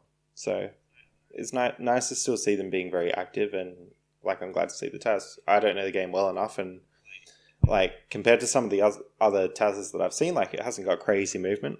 So like Yep, but I'm sure what effort has been put into the TAS is very good. And there'll be people who are very happy that it's been made. Good stuff. Mm-hmm. Oh, man, Strider. Yes, so next we have Strider by BDAP 1. Do you have much experience with Strider? No, looks like there's been a bit of a history on the TAS. Mm-hmm. So it seems like on this there was so in this game there's zips where you sort of like get into a wall and then basically zip really fast. But it sounds like they sped up 2 of the zips and then they found 1 new zip on like a later stage. So that was kind of like the significant time saves that they ended up saving 662 frames. So that's pretty significant for a 3-minute task. Yeah. I think, I watched a bit of the gameplay. I didn't really understand it because I haven't played it, but it looked really good. I know they had the GDQ showing of the speedrun tutorial for this game. I think I could see it getting a lot of votes due to that popularity from GDQ. And actually, that's only got 1 on here. That's a bit surprising, to be honest.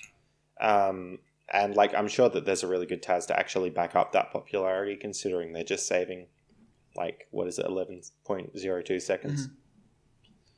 So, yeah. How experienced is BDAP? Have we seen many other TASes from BDAP? Let's see.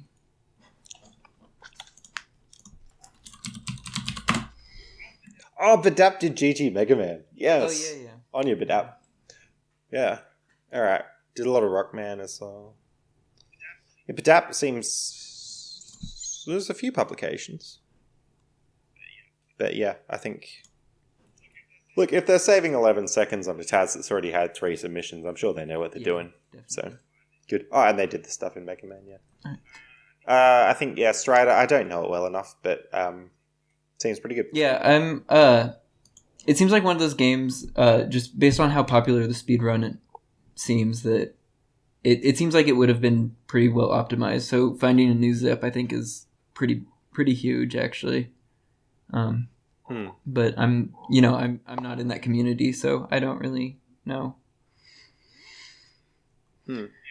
Yeah, I got my typical hipster syndrome, because everyone's already talking about it. I don't want to talk about it more, but you can't go past the fact that it looks like it's been really well done.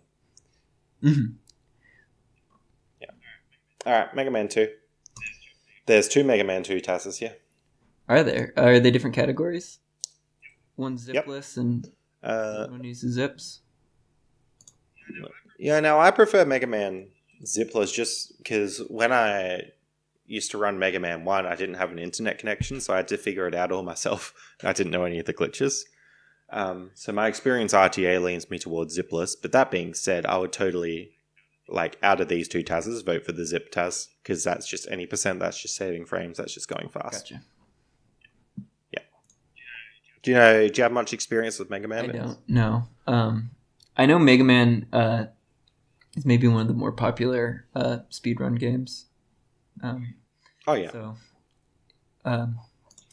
actually, I don't think Mega Man's on speedrun.com. I reckon they still have their own site. Yeah, I feel like any community that's able to maintain their own site for speedruns is kind of a testament to how adamant the fans are about that series. So, I any improvement on a task like Mega Man 2, I'm sure is very significant.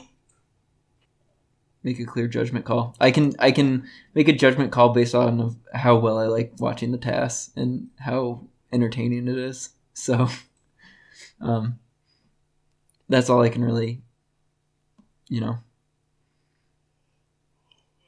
Well, they've done a lot of work on Mega Man, and they recently submitted a Mega Man 1 TAS, but that was actually this year. I can tell you this is probably one of my favorites on the list. Mega Man 1 I prefer to Mega Man 2. I think Mega Man 2 people talk about a lot, and it sort of kind of casts a shadow on Mega Man 1. Mega Man 1 doesn't get talked about as much. But that being said, Mega Man 2 is fantastic. Any improvement's great. How much time did they actually save? 241 frames saved. Dang. Okay. So, yeah. So, well, they've used... Look, optimization, heck yeah. They know what they're doing with Mega Man. This is like a good TAS. Gotcha. Yeah. So I'll probably be voting for this one. Awesome. But we shouldn't dwell on it for too long. Contra, do you have much experience with Contra? No, I don't. Yeah, I played through it. Not through it, but like a few levels in I played. Pretty good. Mm-hmm. I think looks pretty good. Maybe a new Japanese author, because they've got a lot of kanji in there. Or a Chinese author. Mars 608 and Mars 608 worked on Mario Brothers Warblers with Happy Lee. Oh, okay. Actually, that's interesting because Happy Lee's Chinese as well. I wonder if maybe Mars 608 is also from China? That could be. I don't know. Yeah, Ikuyu, his under the author's real name, it's in foreign characters also. So yeah, very Chinese. Cool, Contra, good. they 167 frames, looks very optimized. Yeah, improved by 167 frames. That's pretty good. So actually, a lot of TASs this year of like really classic NES games being improved by like squeezing out frames. Mega Man, Contra, Mario 3, Strider. Next one on the list though is a brand new one. So we're actually both authors on this one. So do you want to talk about that?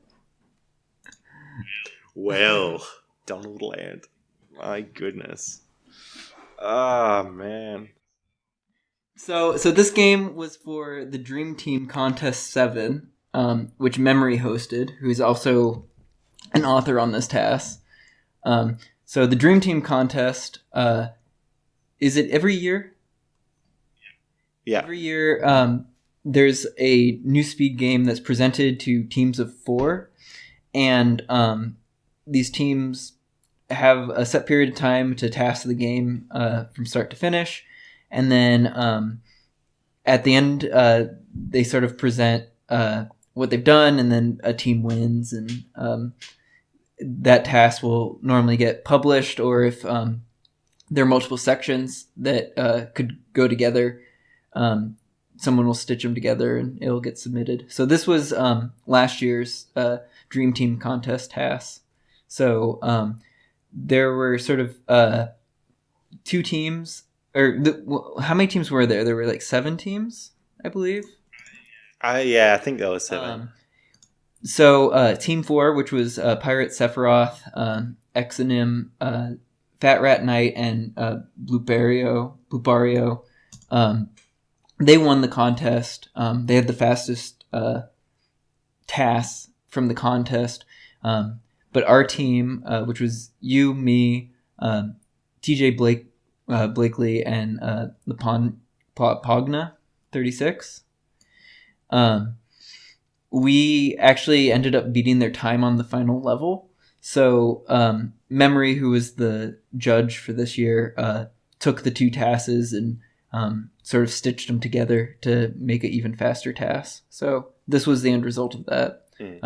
Very glitchy movement. You throw these apples, and then you can walk on the apples while they're being thrown for a speed boost.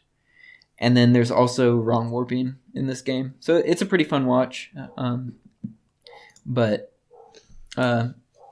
we might be a little bit biased on this one.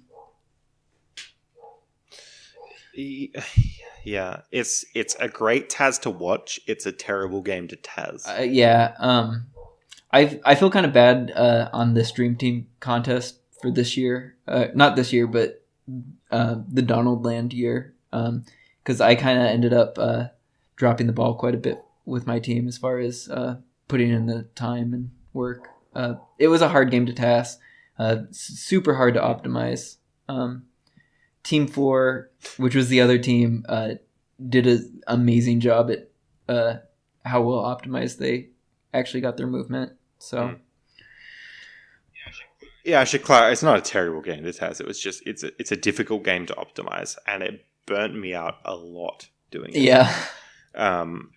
So much that I almost didn't do Dream Team this year, but I did, and I'm glad that I did because Gameboy TASer is pretty fun, and I can't wait to submit a 1-minute TAS of Gameboy TASer next week. Yeah. Although, do we get sub-minute? I can't remember. We were barely sub-minute. Oh yeah, we figured out we can jump, can't we? So that'll probably save some time. Yeah. So, yeah. Did you end up saving that frame on the clip past the last Benkei? Yeah, the Benkei clips are good. So for anyone who's curious, the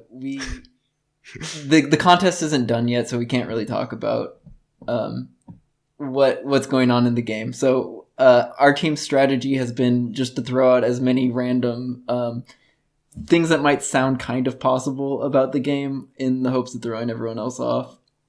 Or we actually found all these time saves and we're going to win this contest. Who actually knows? Find out on... It's January 15th is the final date, right? I don't know. I think we've only got less than like a week left. So... results should be in very soon as far as how this task goes. So we'll probably do an episode with the winning team, don't you imagine? Yeah, I reckon we will. Sounds good. Yeah, but for real though, I'll probably be able to save a frame on that credit swap tonight. Yeah, especially with, now that we know how to jump. So yeah. No, but Donald Land though, it burnt me out a lot. But looking back on it, it's a great TAS, and I think it is very deserving to win, especially with so many people having worked on it. That other team, I don't know how they must have found new tech because they were just inching ahead of everyone else. Mm-hmm. I mean, I think we were right behind them in a lot of levels, but they were still inching ahead of us a bit. So I don't know what they did, but the game is very difficult to optimize, but it's a great TAS game to watch. And Memory did a really good job picking it. Go to the forum post for that for the Dream Team Contest 7, which is linked in the submission text. One of the comments is actually a video comparing all of the Donalds. It's that's so good. And that is actually maybe the best thing to watch if you're curious about this. Mothray has made the video apparently, or compiled the video. So if I actually really like that because you can kind of see how each team did separately. All the teams actually did very well on that contest. It was just Team 4 really eked out every frame. So it burnt me out a lot, but it's a great game for a Dream Team contest because the only way you would ever get a good TAS of that game is to have that many eyes on that game. Like one person doing it, they would either make a suboptimal TAS or they would get burnt out. I think that. Because we just had to do the levels over and over and over, just seeing which were faster because there were so many. All right, let's smash through the rest. All right, Mega Man 2 Zipless we already talked a little bit about. Contra Force. I would have similar things to say about Contra. I didn't realize this was actually a game, Contra Force, but TMNT, Teenage Mutant Ninja Turtles. So that got a lot of popularity from AVGN, I think. And judging by the amount of authors, it looks like it would be pretty good. It's got 2 votes as well, which is nice to see. I don't know what to say other than it's, more optimal TAS than previous ones. Yeah. So it's a good watch. Quite a few glitches in this one. So it's hard to compare all these games, especially when it's like a lot of these games are sort of well-known legacy sort of TASes that just have improvements. So it's hard to say like which TAS was improved better if you're comparing those or that type of thing. But yeah, I think this is a very good TAS and seems very optimal. Improved the previous movie by 41.696 seconds. So that's huge, actually. It's good. Surprising to see that much on an NES game, yeah. All right, I'm having a look at Power Blade now. Looks interesting. Power Blade reminds me a lot of both Impossible Mission and Zillion on the Master System. There's a bit of a PC thing going on. Movement looks pretty satisfying. Looks pretty good. The author seems to know what they're doing, and yeah, I mean, it just looks like a good old TAS. It's nice to still see people doing NES, because I feel like the people who grew up with it are probably not TASing anymore, but it's great to see people still playing these old games. Gives me hope that people will still be doing TASers in the future. By the time I actually have enough time to do more TASers. By the time we retire from our jobs. Oh man, like I really hope that I still would have an audience for making Master System TASers by the time I'm retired, like in all honesty. Because that's something that I really enjoyed. I mean, yeah. Hopefully. Yeah. I mean, I probably wouldn't be as active now, like at that point, but I would still like there to be a community for it. Yeah. That's probably all the NES ones, isn't it? Yeah. All right. Highlights for you, Mittens? I really think Arkanoid's, like, I think it's really accessible. TAS. I think it's impressive. Just kind of. I think it is like one of the more optimal TASes. If you read their submission, they kind of talk about trying to do better than like just brute force the whole thing. So, like just the fact that like trying to brute force it was an option that like they were looking into, and then they found these methods of improving that. Like. That side of TASing is always kind of impressive to me as well. So yeah, I think maybe that game has my vote. Yeah, I would have to agree, because I know some of the other games a lot better, but Arkanoid, I was impressed with, and I've never played that game. Donald Land's a highlight as well. Yeah. And then, like, of course, Mario 3 and Mega Man 2, and probably Contra if I knew it a little bit better, but they get a bit of the popularity points, and like that just goes without saying that they're great TASers. Mm-hmm. Yeah. All right, what's our next? Oh, we got NES TASer. I think that'll be a pretty similar discussion though. Yeah, let's see.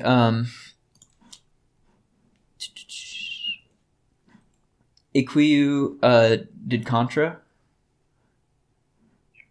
Yeah.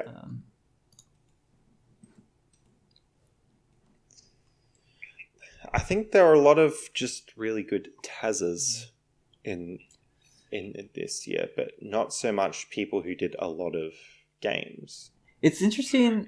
I reckon, yeah, Iquiu looks good. Wait. Master June and Ice 523 did. Wait, am I on the game end glitch for SMB3? Which I don't think was a task that was up for nomination for the TASes, which is interesting. Well, that was that like 0.7 second one that used like subframes and stuff. Yeah, I believe so. That one was interesting because they used the NES's boot protocol basically, and used subframe inputs in order to warp to the credits basically as the game was booting. And I think the thing that's interesting with this is that because it's actually part of the NES itself, or the NES's like boot process for many games, technically this task could be executed for other games too in a similar fashion, where you're doing these subframe inputs kind of as the console's booting. So I think it's really interesting technically from that standpoint. But I could see where a second task could maybe wouldn't be the most entertaining for everyone. Yeah. It fascinates me because I often have like a thought experiment in my brain. It's like brute forcing a TAS. What would you get? You'd get something that doesn't even resemble gameplay, which is crazy. Break the TAS. That is basically what that is. Which is impressive, but I don't want every any percent TAS ever to look like that. That just kind of needs to be shoved off to a separate bit. Still need to be very visible because that is the fastest way to beat the game. But you need to leave room for... Like, it's a shame that that one obsoleted the one that warps in World 7 of Mario Brothers 3. That is kind of sad. Yeah. But, I mean, they were both Ace, so it kind of makes sense. Alright. Akuyu on this list did a lot of Contra, which makes me a little bit more towards leaning Contra getting the award as well for the TAS of the year. They clearly care a lot about Contra, which means they care a lot about the NES. So that's someone who really stands out. Yeah, to me they did what, 7 NES games this year, so they might have actually done the most out of anyone. They did, yeah. I got the list up here, which is basically all Contra. Mars, but you got to be careful not to. And then Mars looks like they also co-authored most of this Contra. I think Mars is always authored with Akuyu here. Mm-hmm. So technically, Akuyu would have to go over Mars because, like, all of Mars TASs are with Akuyu, but Akuyu has done some without Mars. Right. You know what I mean? Which is a shame because I'm sure Mars has done a lot. But, again, you don't just go to this list and look at who's done the most, though. That's not how these awards work. You kind of need to see... It's actually really helpful to look at the author and see kind of their history, too, because I feel like it gives a better idea of what their interests and focuses are. And sometimes a task takes a year to complete, and sometimes you can, stay within the series and whip them out pretty quick. So sheer number's not always the best indicator of that.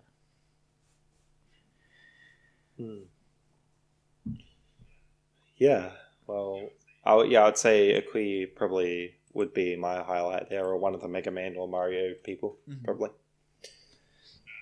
I think anyone that did Donald Land, like, if that was the only thing that they did, I probably wouldn't go in that direction, just because they were sort of forced to do an NES TAS.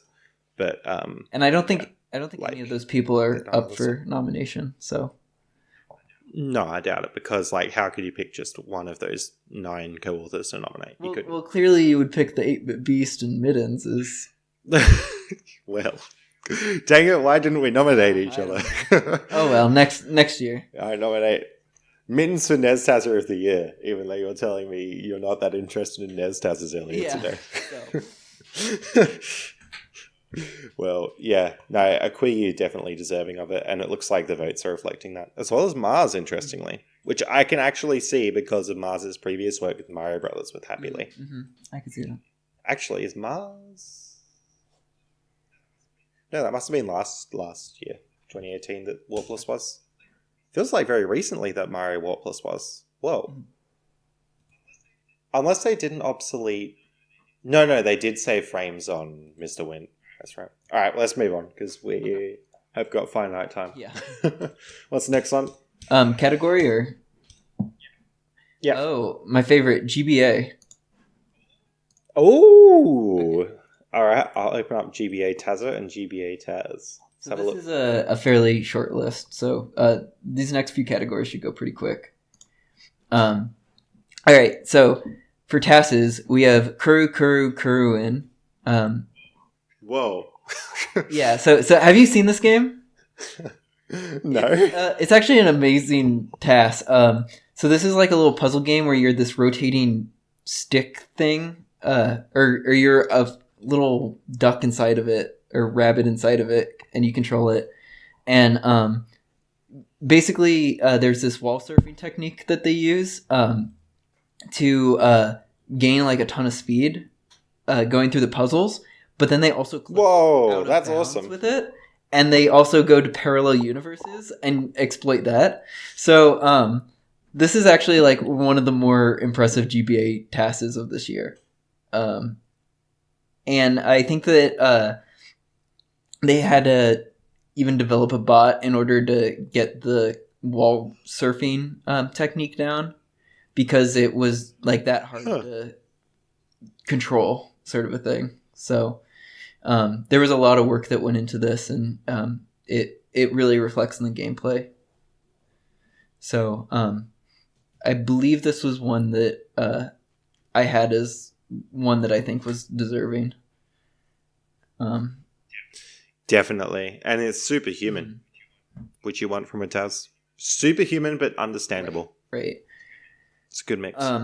So that's that game. It's definitely worth a watch for anyone who's interested. Next we have Ty the Tasmanian Tiger 2 Bush Rescue by you and me.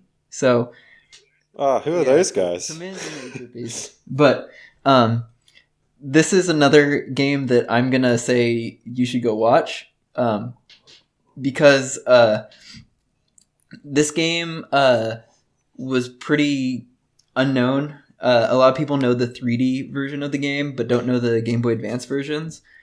And the Game Boy Advance version, at least for Ty 2, has some serious game-breaking glitches in it, as far as gaining like infinite speed, basically, and clipping through walls. And there's even some sections where the camera can't keep up with Ty because he's moving so fast. So this task actually, I was planning on finishing in 2018, and it ended up taking me like I think over a year to complete. So because we ended up finding all the glitches, and it ended up having major reroutes and stuff because of it.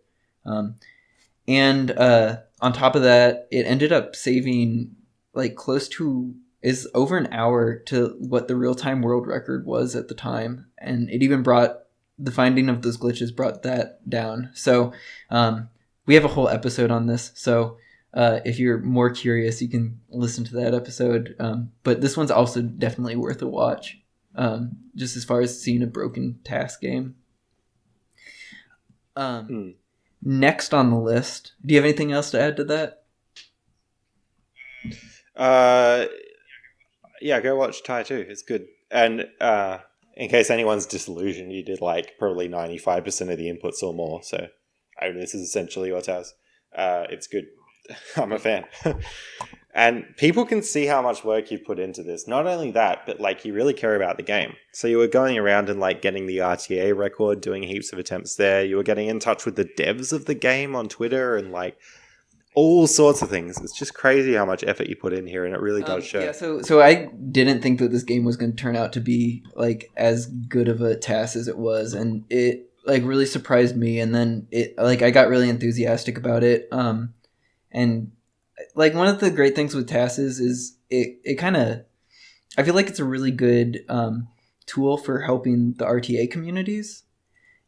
As far as like showing what's possible. So I think if you make a TAS, it's really important to kind of reach out to those people and show them like, hey, this is what is possible, or have you guys thought of doing this thing? I think is a really cool thing that TASers have the ability to do, to sort of help other communities. So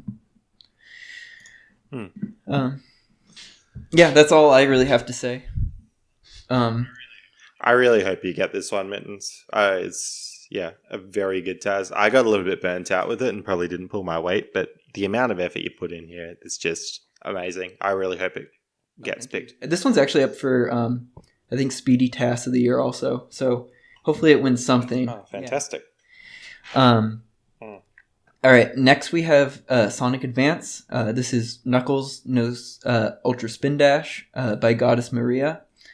I was watching this TAS yesterday, and it's actually really good. They have a new glitch where they do a spin dash near a loop, and then it messes with the game's collision, so they can just glide basically to the very end of the level, which is a really cool glitch. Yes. And Sonic Advance, that entire series, there have been a lot of TASes of that series. So, getting an improvement those TASes is a very notable thing. Yeah, I mean, I played a lot of Sonic Advance growing up, so I'm pretty familiar with it. Ultra Spin Dash is like somewhat of an arbitrary category to me, but I can sort of understand it for the value in the entertainment, whereas Ultra Spin Dash just sort of breaks things, so I understand. Something I'm not realizing here is Goddess Maria has a Japanese name. I wasn't sure if they were Japanese. Hichiru. Oh, really? Interesting. Yeah. Oh, no, may I get it? Ha. I don't know what the first one is, but it ends in Chiru. Yeah. Yeah. Goddess Maria, I've seen a lot of work from. And like this TAS looks very good. It's just like the category gets me a bit because it's like not it's Knuckles and it's no Ultra Spin Dash, but I'm sure there are reasons why Goddess Maria chose this category. Goddess Maria's done a lot of TASes, because they've also done the Tails Ultra Spin Dash. They've done the Amy TAS. It's sort of like you said with the Sonic TASes for the Sega consoles. Like, there are people who are like very adamant about it and just kind of focus on this. I think Goddess Maria is a little bit kind of like one of those people where their main focus is on Sonic Advance for Game Boy or the Sonic Advance games. So that's really cool. Yeah, I'm sure this is really optimized. Watching it is actually really cool. Seeing Knuckles glide after that wall collision glitch is really neat. So yeah, the collision breaking is very impressive. So that's like another good nominee. All these nominees are good. I mean, that's kind of why they were nominated. So, yeah, Sonic Advance is a bit like, again, very overpowered, but there's a reason for that, and that's it's a very good speed game. I would need to know more about what Knuckles and no Ultra Spin Dash brings to Sonic Advance. Like, how does this stand out over other TASes of the game? But if I knew more about that, then I would understand. And gliding through the collision is just awesome. So very, very high on my list here. I won't be voting for GBA because like I'm a candidate for one of the TASes, but yeah, I probably would vote for this if I was going to. Okay. Next up on the list, we have Mario Pinball Land by Mug. All right. Let's see. One thing I will say about Mug is he's done quite a few GBA TASes in the past, so this is definitely up his alley. How N64 is that HUD text? How N64 is what? The HUD text. The HUD text. Oh, it's very much just ripped from Super Mario 64. That's the most Mario 64 text I've ever seen. It looks more like Mario 64 text than the text in Mario 64 does. Yeah, I'll agree with that. That's a good explanation. With this, there was a entire reroute.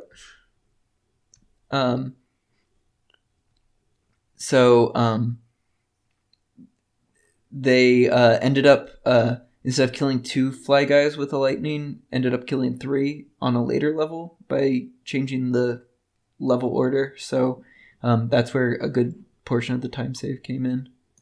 And then there was in the desert level, I believe, they saved a little bit of time, or quite a bit of time there too. So this was an improvement on their previous TAS. So, how much did they improve it by? 19.75 seconds. So, yeah, I mean that doesn't sound like a lot, but for a 7-minute TAS, that's quite significant. Yep, very deserving. All right. Next up on the list, we have Metroid Zero Mission by Dragon Fangs. Mm-hmm. Let's see. I remember watching this when it came out, but I don't remember what the main time saves were. So, Mittens, have you ever played Hollow Knight? Well, I've played Guacamelee. Oh, well, it's kind of like, I don't know what Guacamelee is. It's kind of like Hollow Knight. Oh. Oh. Yeah, so they saved about 4 seconds of in-game time using a new route that uses a ton of removes a bunch of door transitions. However, okay, so the previous task was on VBA, and then VBA was inaccurate, so it runs faster than what's the current emulator used for BizHawk? It's MGBA. Yeah. So that MGBA is kind of considered the more accurate one. So this was ended up being a little bit slower than that previous run, but the route was faster, and most of that time loss was due to that emulator inaccuracy in the previous ones. So that's sort of why it ended up getting accepted, even though it was slightly slower. So it's good seeing that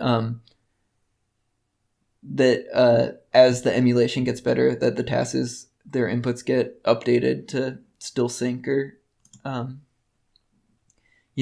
just at least stay relevant or stay more accurate to actual hardware. So that's like a very important thing. I know that you've participated in some updating old TASes to get them on new emulators, correct? Yeah. And usually when I do that, I just redo the whole thing. But recently, I did ease on the Master System for that reason. Gotcha. All right. Next game is a TAS that I think both you and I were really excited for, which is Banjo-Kazooie Grunty's Revenge 100% by Go-Go TBC. Yes. Do you have anything you want to say about this TAS? Oh man, like Go-Go put in a lot of work, and for being reasonably new to TASing, this is super impressive. He may have been he was also consulting with Blaze a lot, and Blaze, who originally did the Any Percent TAS.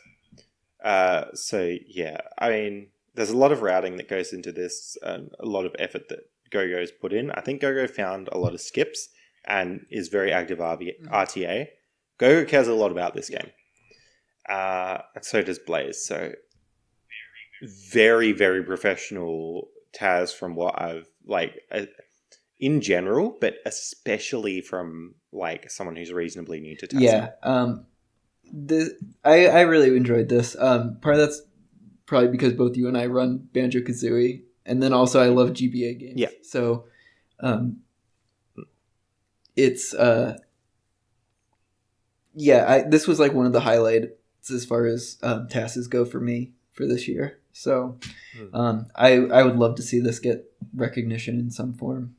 So yeah. I mean, there are other TASes that are nominated that are more super fast and in superhuman gameplay. Yes, so a lot of the glitches here kind of gaining a little bit extra speed going off the edge of ledges in a certain way, or damage boosts up onto ledges.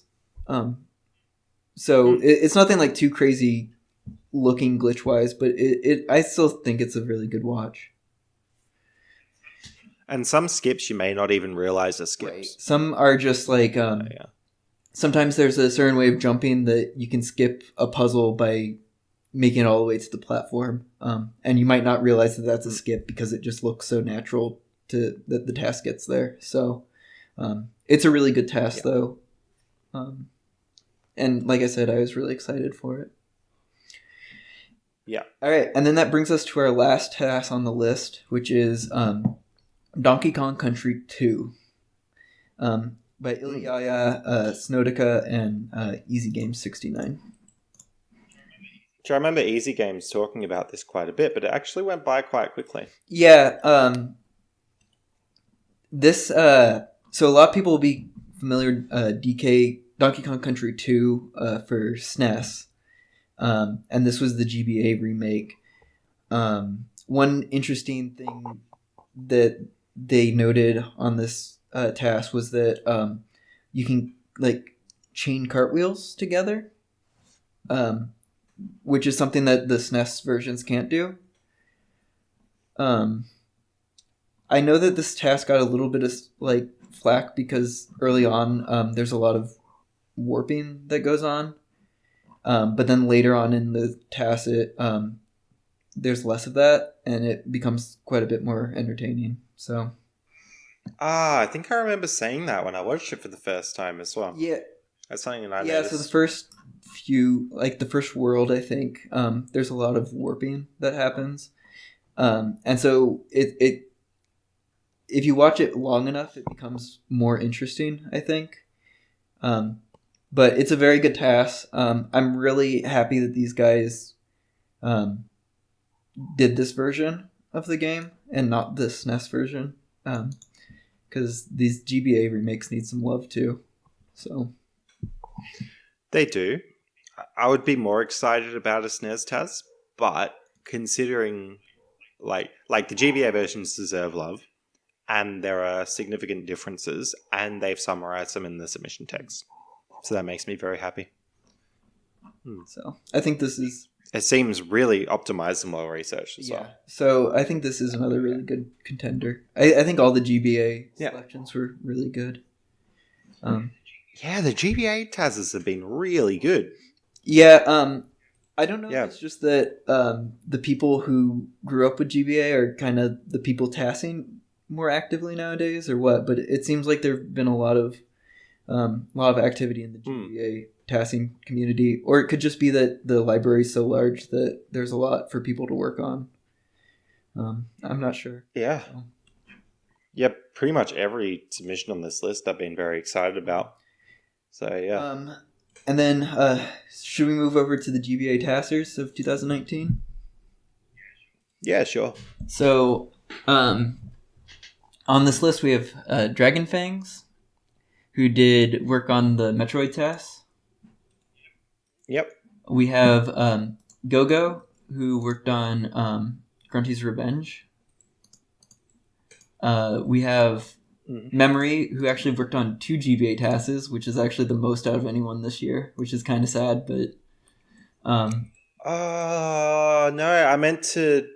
I think I was going to nominate Lego Bionicle. Oh, yeah, I saw that too. It did get nominated for Glitchy TAS. So you can still vote for it on at least one category. Their F-Zero Maximum Velocity TASes, Memory, she's been putting a ton of work into that game, at least previously. Yeah. Like, crazy levels of optimization. So to see a task come out from that, it was actually really exciting. And then the Lego Bionicle TAS is a really good watch and pretty glitchy and was an improvement on their previous TAS. So I could definitely see her getting it.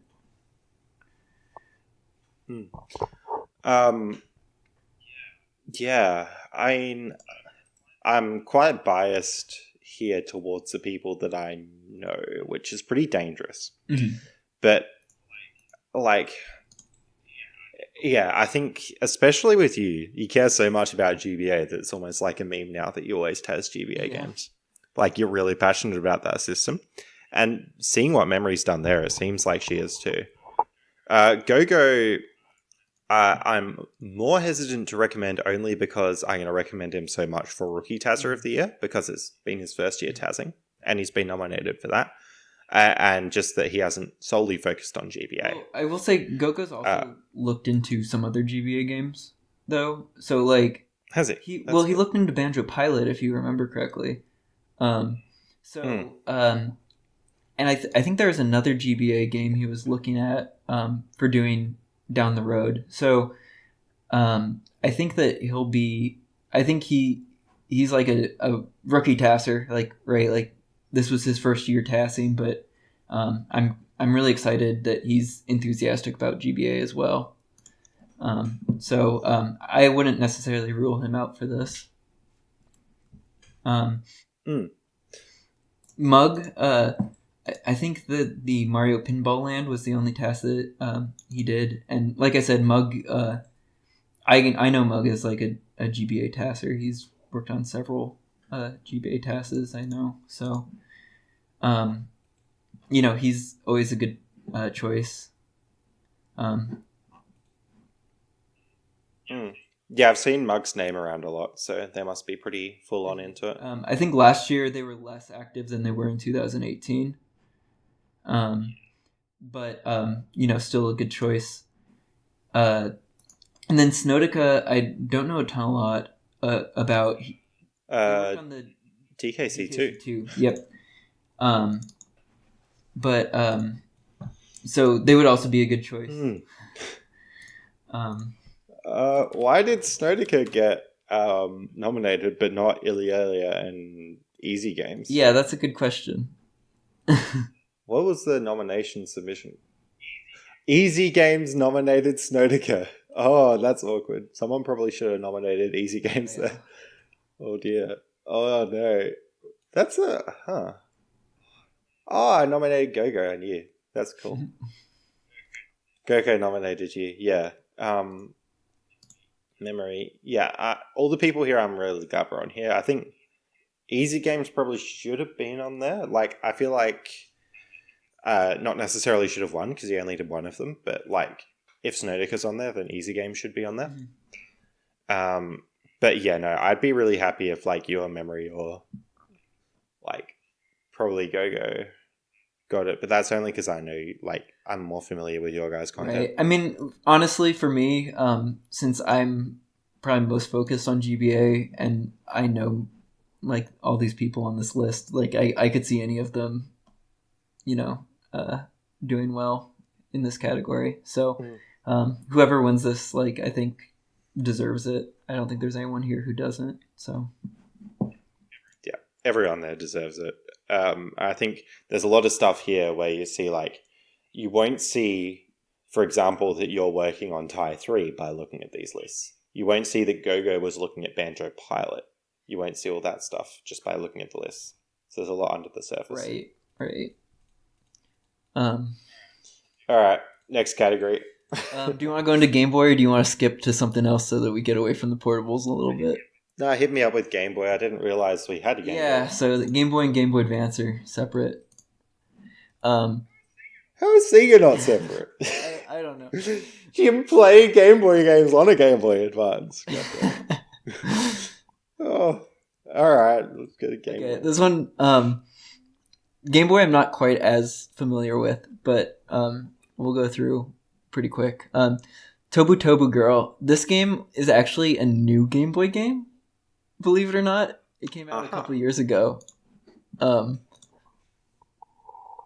And it's an interesting little game. I don't really know what to say other than that.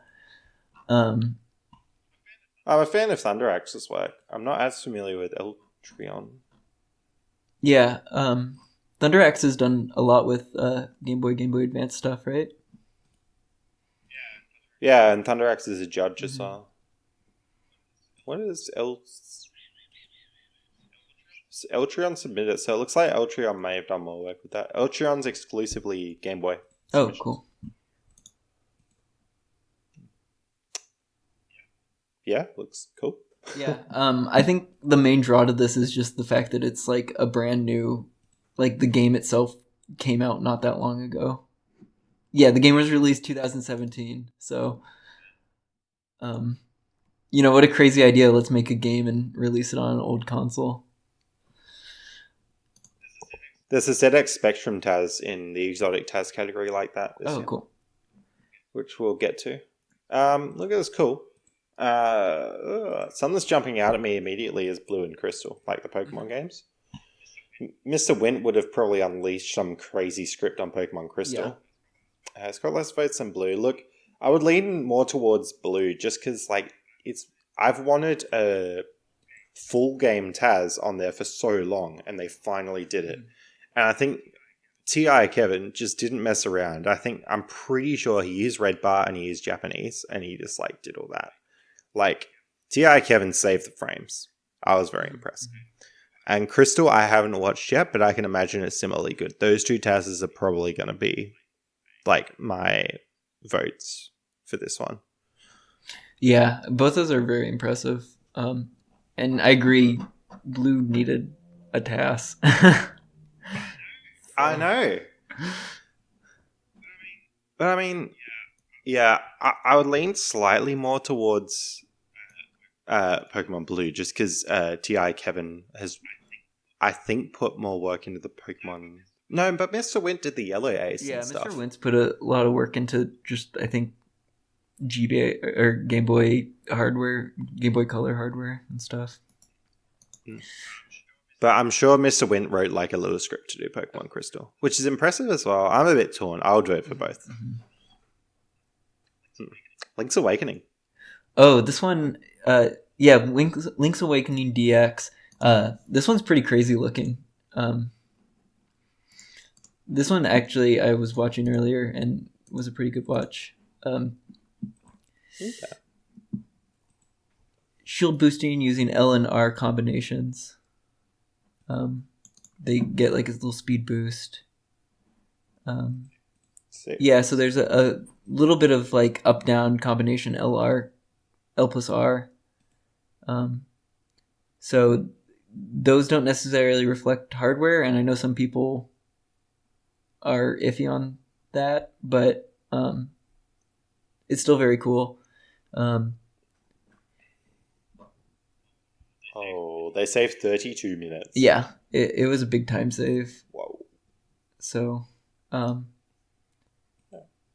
I think this one has a good opportunity of doing well in this category. And the votes reflect that. Alright, what do we got next? Lion King. Lobster Zelda has put a lot of effort into Lion King, I've noticed. Did they do the other Lion King?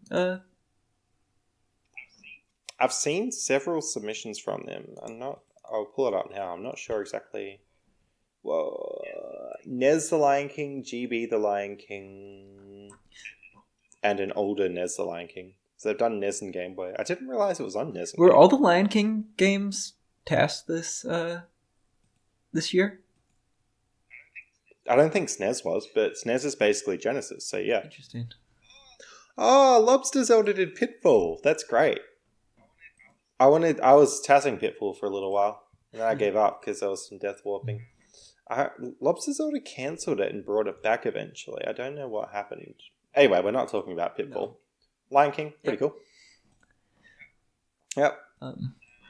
Mario Land 2. Oh, I watched a bit of Mario Land 2, actually. Mario Land 2 is weirdly popular. I don't get it. I mean, it looks good, but yeah. In terms of movement, it just seems to be a bit overshadowed by Zelda here. Yeah. Yeah. But that being said, like when I looked at it before, it seemed really well researched, so it's definitely a good contender. Mm-hmm. Mm-hmm. Yeah. I think they do some crazy stuff in it, but it's not as frequent as, say, the Any% was. Yeah. I can see that. Alright, GB TASers, do you have a pick out of those, Mittenz? Oh, shoot, I'm on the wrong page. I mean TASers, not TASers. Oh, TASes. Yeah. I have to say, I really enjoyed the Link's Awakening TAS. Yeah, I thought you were going to say that. I think that one was my favorite. I think it's just entertaining to watch, and I think the time save was significant. So, I think that one probably has my vote. How about you? Well, yeah, I never played Link's Awakening. It's one of the Zelda games that I haven't, so I can't say much about that. I would say that along with the two Pokemons, pretty highlighted. And like Lobster Zelda seems to be interested in Lion King, but I don't know enough about that game to really talk about it. Alright, what do we got next? Should we talk about the TASers? I imagine the list's going to be pretty same. Dad Infinitome. Yep. Let's see. They did the Super Mario Land 2. Mm-hmm. Mr. Went did the Pokemon Crystal. Mm-hmm. T.I. Kevin did Pokemon Blue and Pokemon Yellow. Game End Glitch. And then... Game End Glitch, is that the one that's like, 10-ish minutes? Let's see. Or is that the save 9 corruption? minutes and 47 seconds. Good.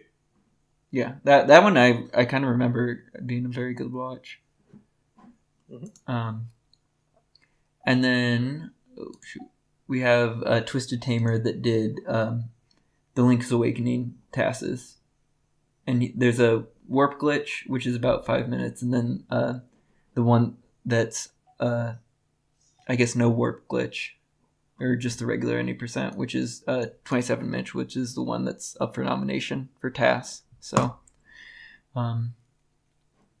yeah, I guess I don't know enough about like these people as far as their process goes. I know Mr. Went has done a lot as far as like the Pokemon Yellow Ace, and is kind of known for that.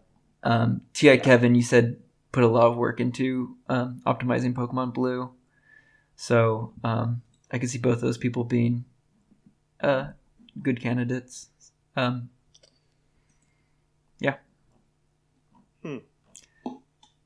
Yeah, my opinion is pretty well aligned with the TASs that I enjoyed, to be honest. Yeah. Yeah. Okay. Alrighty. Let's see, what's next? PC TAS? Well, alright, let's have a look. PC TAS. Now, there are quite a few games that I want to TAS on PC, but I just haven't been able to have the motivation to get LibTAS working. PC TASing well, okay, so LibTAS, for anyone who doesn't know, is for Linux. It's like the new tool for TASing on Linux. So a lot of these games are Linux games. There's only one DOS game. And there's some limitations to it based on what engine the games are running on. It's pretty engine dependent right now. So there's not a whole lot of games that work on PC for TASing. If you're running on a regular PC, there's Hourglass, I think, was like the TASing program. But yeah. I think a lot of people had issues with that. I know I tried getting it set up once and just couldn't do anything with it. So this is still like kind of a very new thing in some sense. Hourglass is super not recommended. So all future PC TASing is probably going to be very much on Linux, as you can see from the submissions here. Mm-hmm. Alright. I don't know enough about DOS Mega Man. I mean, do you know much about it? I don't know much about Mega Man in general, so... I know it's on AVGN, but I don't know much about... It's like a minute, so maybe they found a... Oh. That's very quick. Alright. It's alright. The way I can describe it is I thought I was watching on 2x speed. Yeah. 216,000 re-records. What? How did they do this? The game runs too fast, comically fast, even on the slowest CPU setting. Interesting.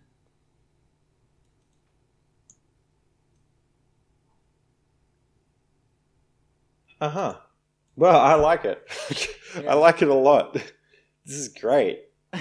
It seems like... Oh, okay. I didn't think I'd like it this much, but yes. They completely skipped Voltman stage, so that's pretty cool. Yeah, this is pretty... I can groove with this. This is pretty good. This is sick. The speed up's really good as well. Like, I don't know exactly... The only thing I'm a bit hesitant about is the computer settings, but they seem to know that they're manageable. I mean, they said that... Great. Yeah, they said that they put their computer settings, like, all the way down, so... I don't know. Uh-huh. Cool. And they seem to really care about the game based on their submission text. Uh-huh.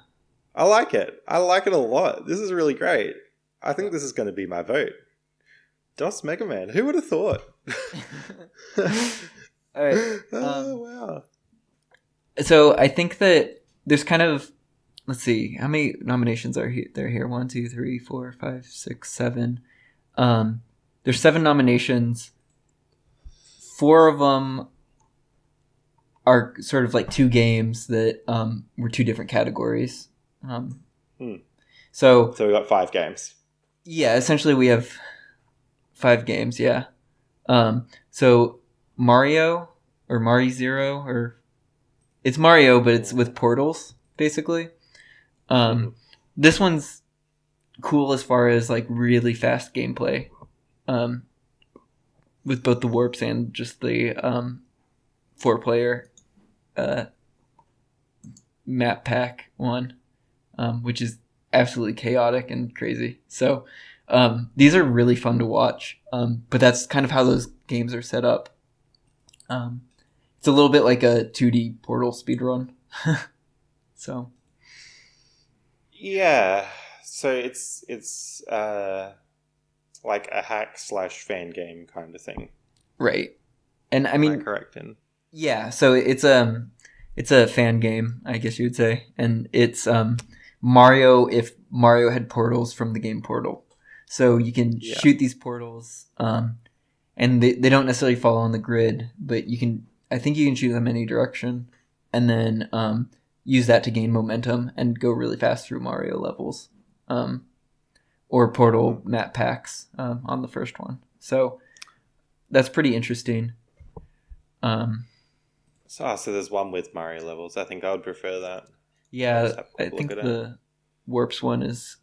All right, so it's okay. So it's Mario Brothers, but with. See, I'm not super keen on that one with the map packs and 4 players. I would rather see what Mario can do with portal guns. All right, it's not. Okay, I see. On this TAS, it's almost like the transition screens are longer than the TAS itself. Yeah. So. I mean, Sonic's pretty bad for that as well. Yeah.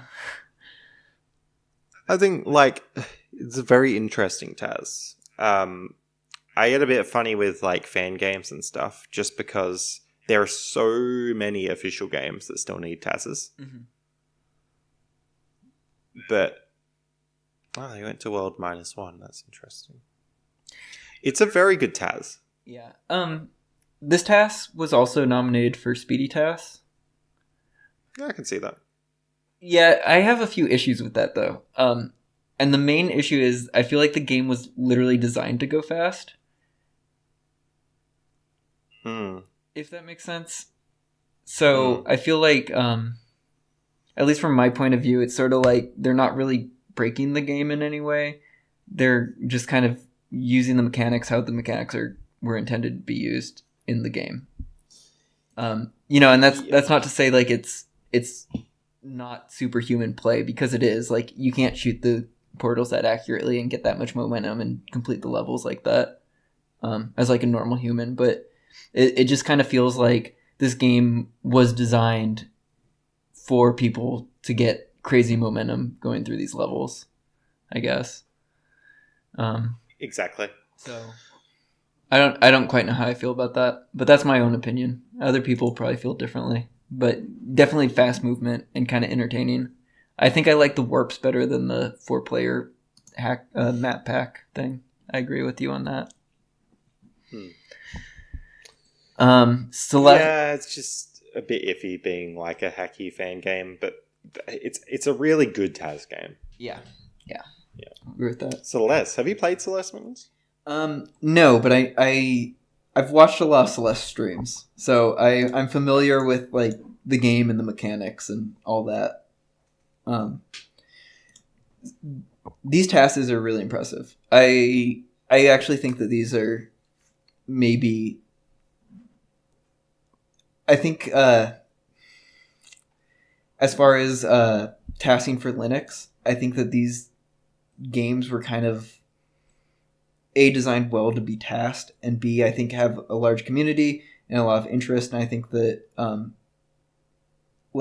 think that a Celeste task is worthy of being PC TAS of the year, if that makes sense.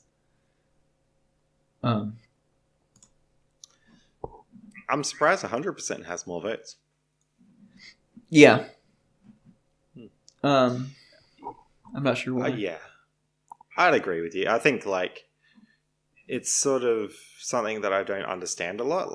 Because I played about 1 minute of Celeste. Mm-hmm. I think, I kind of wish some of the older games had as big a community as it.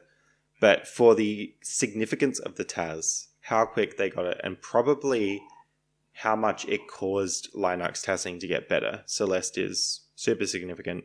Very good game from what I've seen, and yeah, definitely deserving. Yeah. VVVVVVV.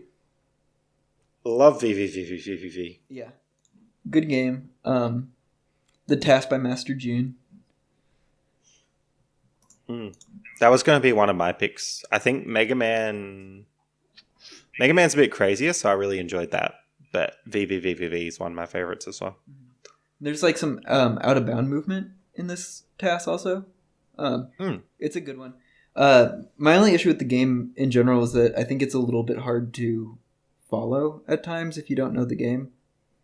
Yeah. So, but I guess that's kind of any game. The more you know it, the more you appreciate the nuances of what's going on. Mm-hmm. Yeah, he's got cool physics. Yeah. Have you played Undertale? No, I haven't. Have you? Pretty good.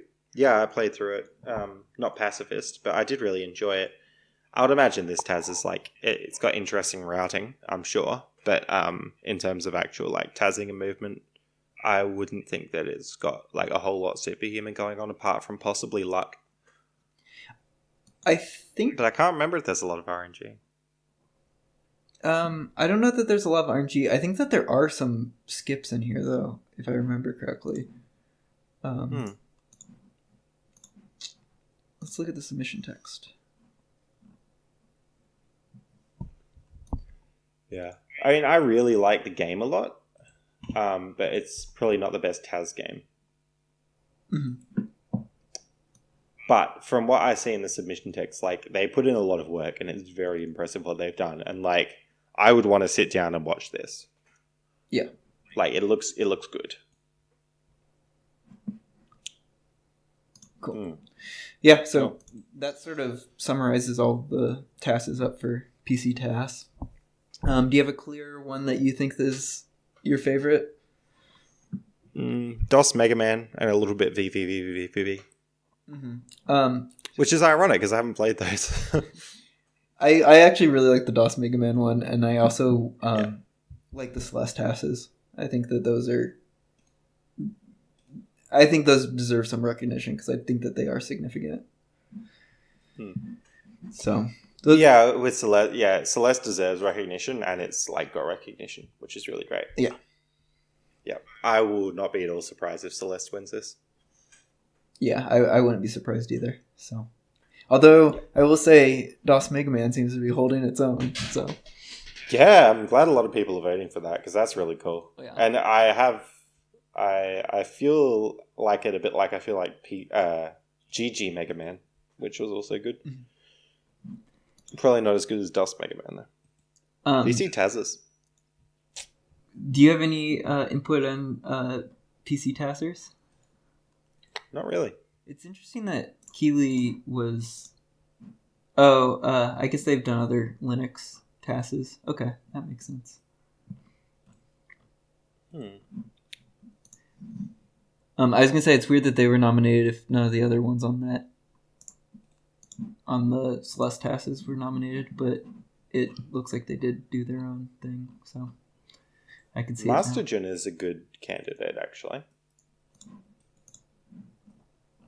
Mm-hmm.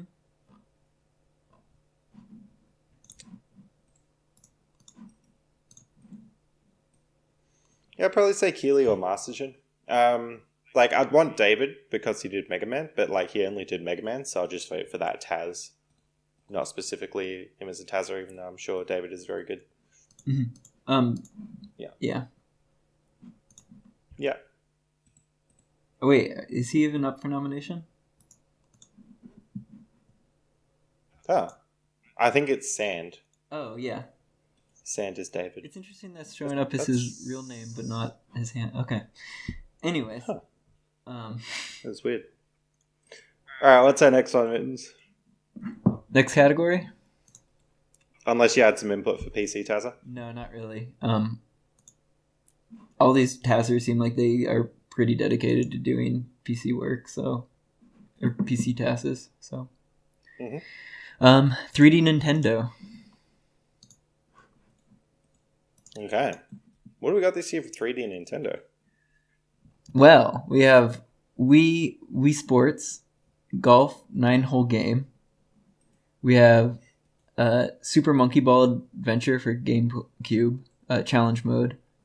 We have Castlevania Portrait of Ruin, Old Axe Armor mode for the DS. N64 Space Station Silicon Valley. We have for GameCube Final Fantasy Crystal Chronicles.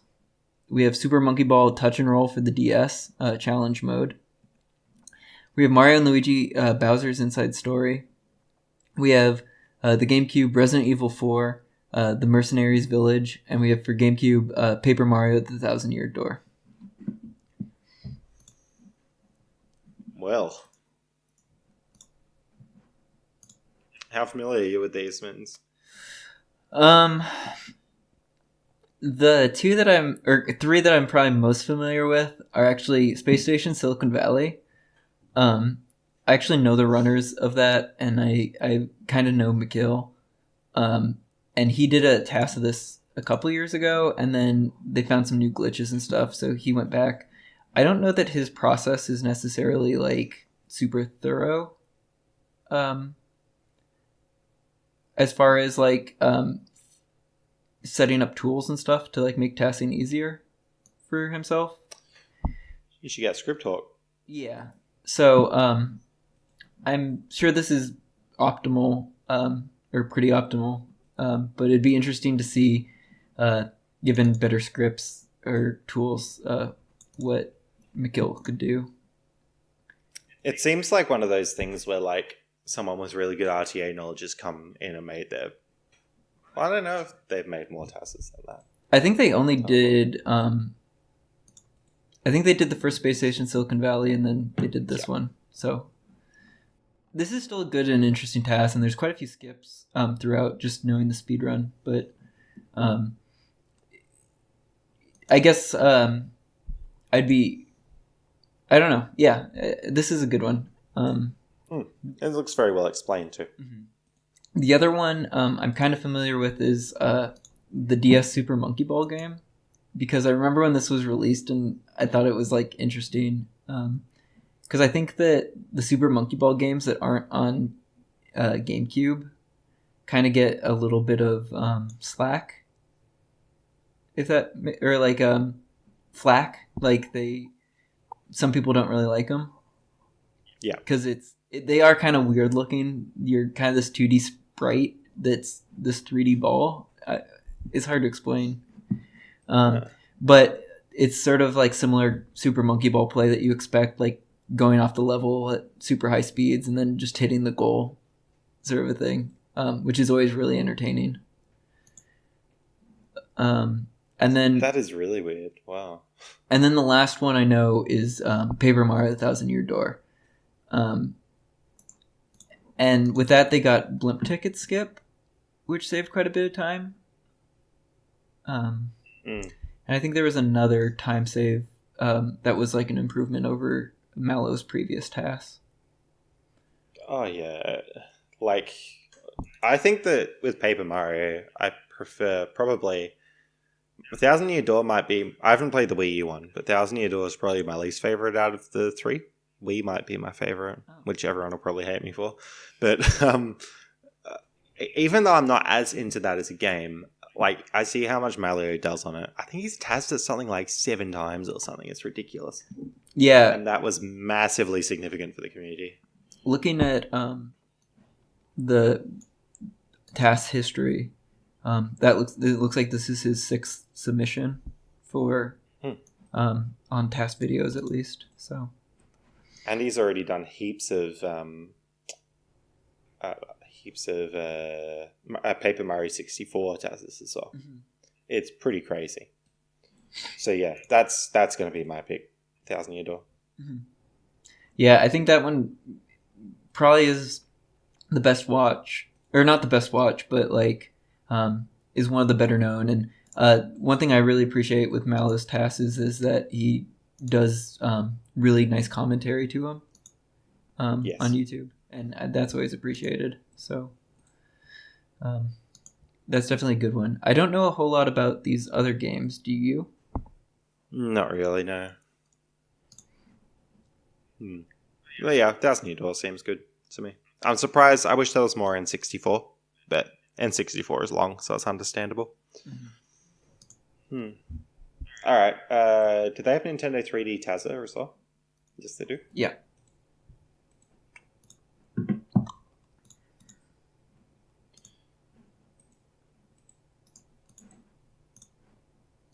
It'll probably be easier to just look at the list. Eligible TASers. Alright. Gonkwai's done a lot, but it's mainly Super Monkey Ball. See, you've got to keep in mind that with like GameCube games, like they're longer than a DS game would be. Mm-hmm.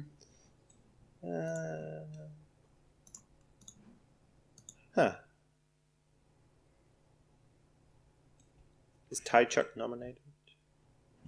How's Ty Chuck not nominated? It has 3 TASers in Moons. That's crazy. I think this the DS Mario and Luigi Bowser's Inside Story was like a pretty big got a lot of attention like when it came out. Oh yeah, that's good. Which is by Vince, who's nominated for TASer. Good. Yeah, I don't really know enough about these to nominate them, to be honest. I mean, I would want to say Malio, but like at the same time, I voted for $1,000 Year Door as a TAS, which is what Malio has done this year. Mm-hmm. I think Nintendo 3D TASer of all time, maybe, because he's done a lot of Mario Kart.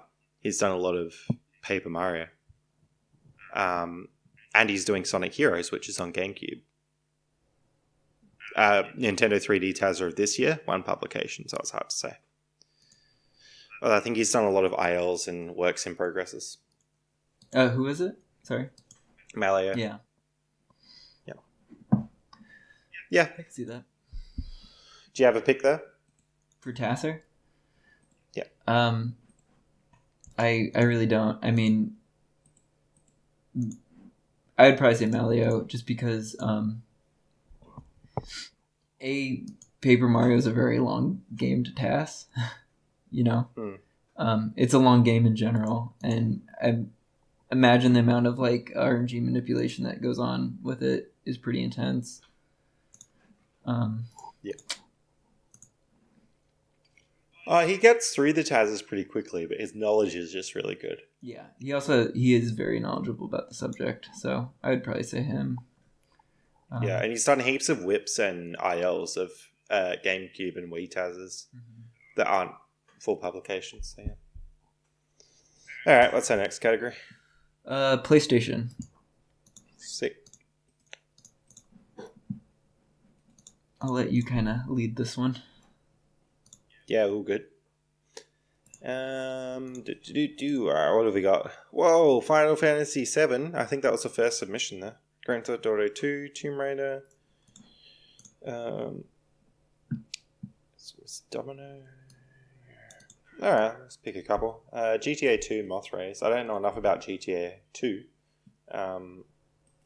But 4 minutes for a Grand Theft Auto game seems pretty interesting. It's like an overhead thing. The Spyro Year of the Dragon TAS, wasn't the old TAS like very obsolete in some way, if I remember think correctly? It was. Pretty sure it was.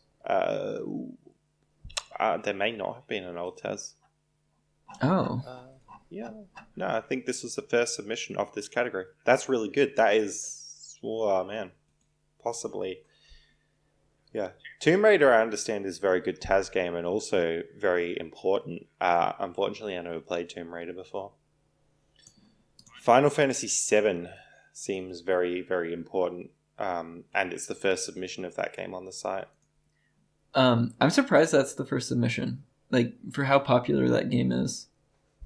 Yeah, because Final Fantasy VIII was on the site for ages. Yeah. And everyone hates Final Fantasy VIII, even though I like it a bit. Yeah. Final Fantasy is one of those series that I like try and get into so much, but I just can't. I've started files on Final Fantasy VII so many times and just have never finished. But I played like 1 and 3 and 8 and 10 and a little bit of 6. Like half of 6. I really like 9. 9, I've heard 9 is good. Don't they go back to like the old style kind of thing? Yeah, the characters aren't like super realistic in that one. They're kind of cartoony, chibi-ish looking, but the story's good, and the characters are just fun, and the systems are okay. So, I like that one. And in the description, they have veteran Final Fantasy TASer Lil Gecko. So Lil Gecko must know a lot about Final Fantasy. Mm-hmm. It's really good to see.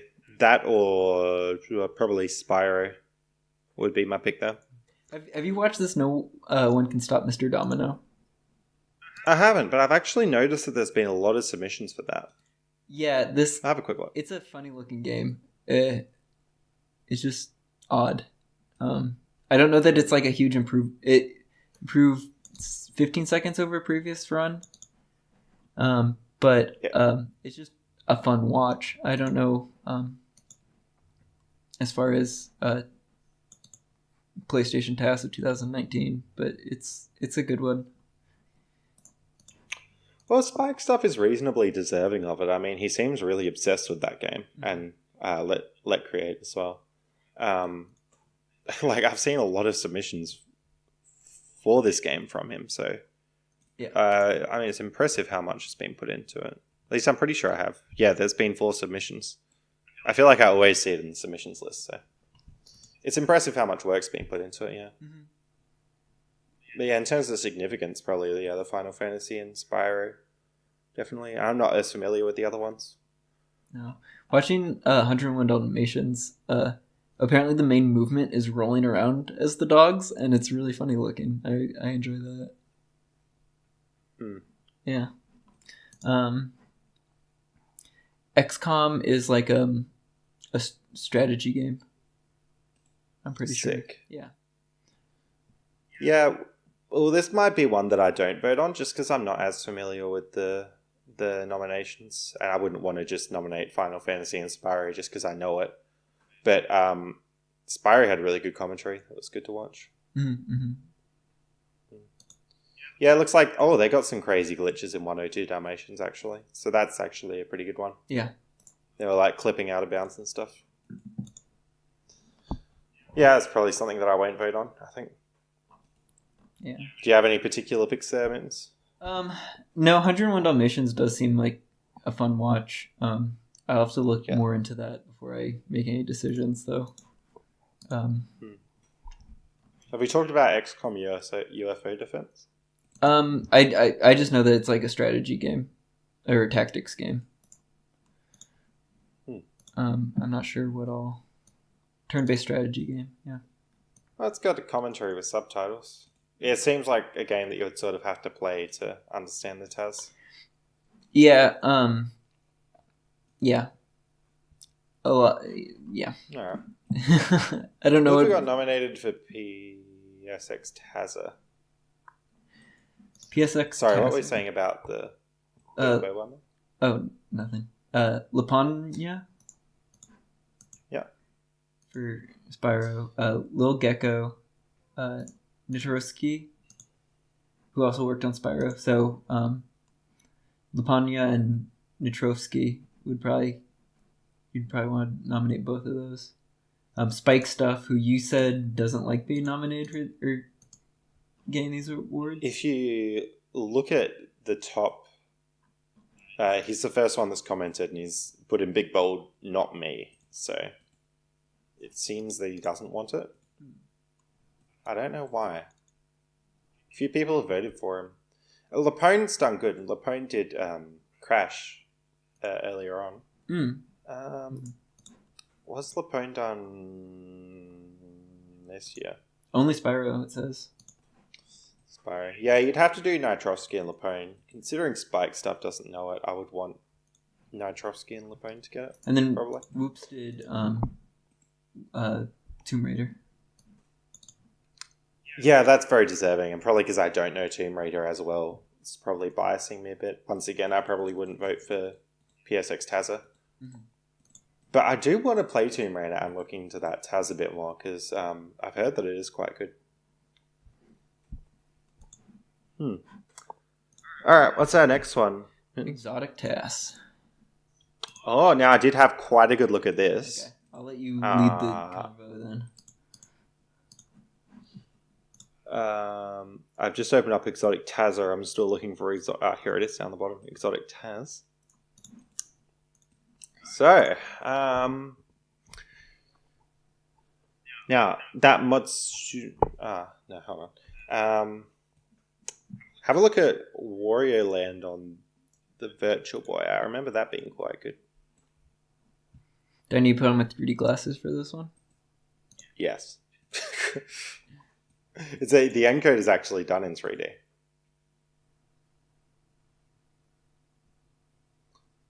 But yeah, no, it seems very interesting. It's got like a 2-to-1 re-record ratio, lots and lots of write-up in the submission text, and the gameplay actually seems interesting. Like it's, yeah. It kind of a lot of those Wario Land games have that really fast like shoulder dash mechanic, which makes for interesting gameplay. Yeah, so just seeing that, like the movement is fairly fast, which made this one stand out to me a lot. You've also got Bonk 3 by Memory. Mm-hmm. That's also pretty good. Memory was super passionate about Bonk 3 for a really long time. So I think with the amount of work that she put in, it's I would be really happy if she got this game's just kind of like a fun game. I think there's a lot of little goofy signs and stuff throughout the game, so I think it's just a fun game, and Memory was very passionate about the TAS, I remember. So Memory's I know that she works really hard at like gain very optimal TASes, so yeah, I know that this one's a pretty good one. I don't know too many of the other submissions. And of course, it's not all about how passionate the TASer is, because you could have a really passionate TASer about a really bad TAS. But like Bonk 3 actually has some really satisfying looking movement, especially when you're like jumping up things and going really fast. There's a few really cool damage boosty kind of things as well. Mm-hmm. And it just looks like a really clean, good platformer, to be honest. That probably deserves more attention than it gets. Now there was that, I guess I'll go from the top. Violent Storm 2 players looked good from what I saw. But it's like I'm not super into fighting games as much, so it was a difficult for me to get really into it. Beat 'em up. It looked like it, yeah. Yeah, but I had a little bit of a look at this before.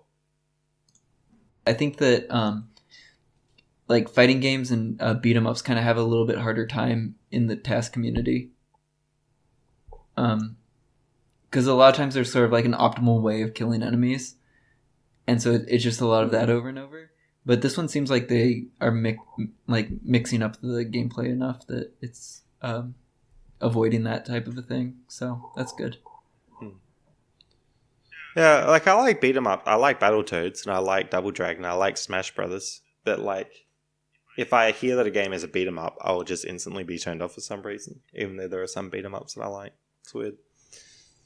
But yeah, no, it looks pretty good. And 2 players always nice. Mm-hmm. You got Tetris as well. Tetris is good, but like, how many Tetris TASs are there? This version seems to be pretty good, and they seem to save just a little bit of time. Sorry, no, it was a fresh submission. So yeah, no, it's something like. And Matsuma's Revenge, I think, is very charming. The gameplay doesn't look like super human.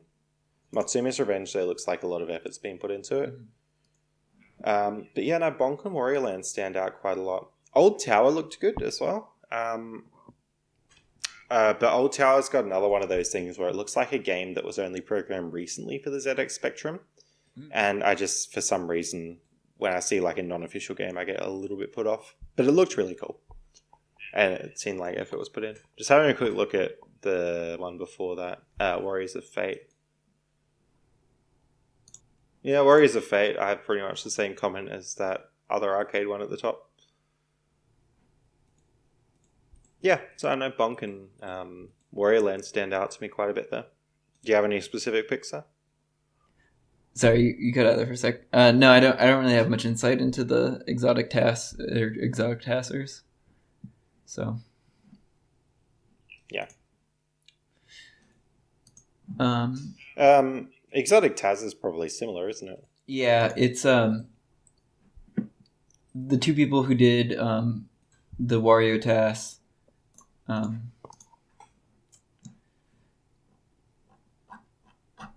Let's see, Dr. D2K9, Dr. D2K9 has done a whole bunch of Commodore 64 and ColecoVision TASes.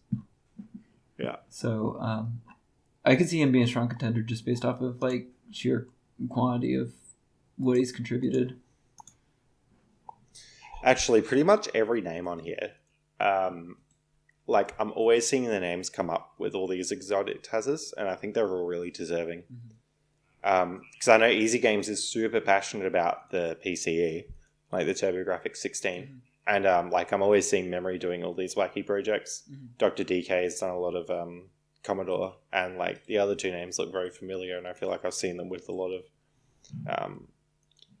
Blue Perio. Actually, the other two only have Warrior Land, so probably. Like, Warrior Land was really good, but probably the bottom three, I would hope. Like, I would almost hope they got a three-way tie, to be honest. Gotcha. Yeah. Yeah, that's cool. Next one? Alright, so we're done with all the console-based categories. So there's 6 more categories. So the first one is First Edition TAS of 2019. So this is, these are TASes that, this is the first submission in their series. Whoa, wow. Yeah, so these will normally be TASes that were nominated for other things. So maybe we can see which of these we think stand out as far as being the first one in its series. Yeah, I mean, we've talked about pretty much every one of these, haven't we? Yeah. I think Celeste is pretty significant just kind of for what I said earlier. As far as being an early Linux game and sort of bringing some popularity to that. Yep, I'd agree. Let's see.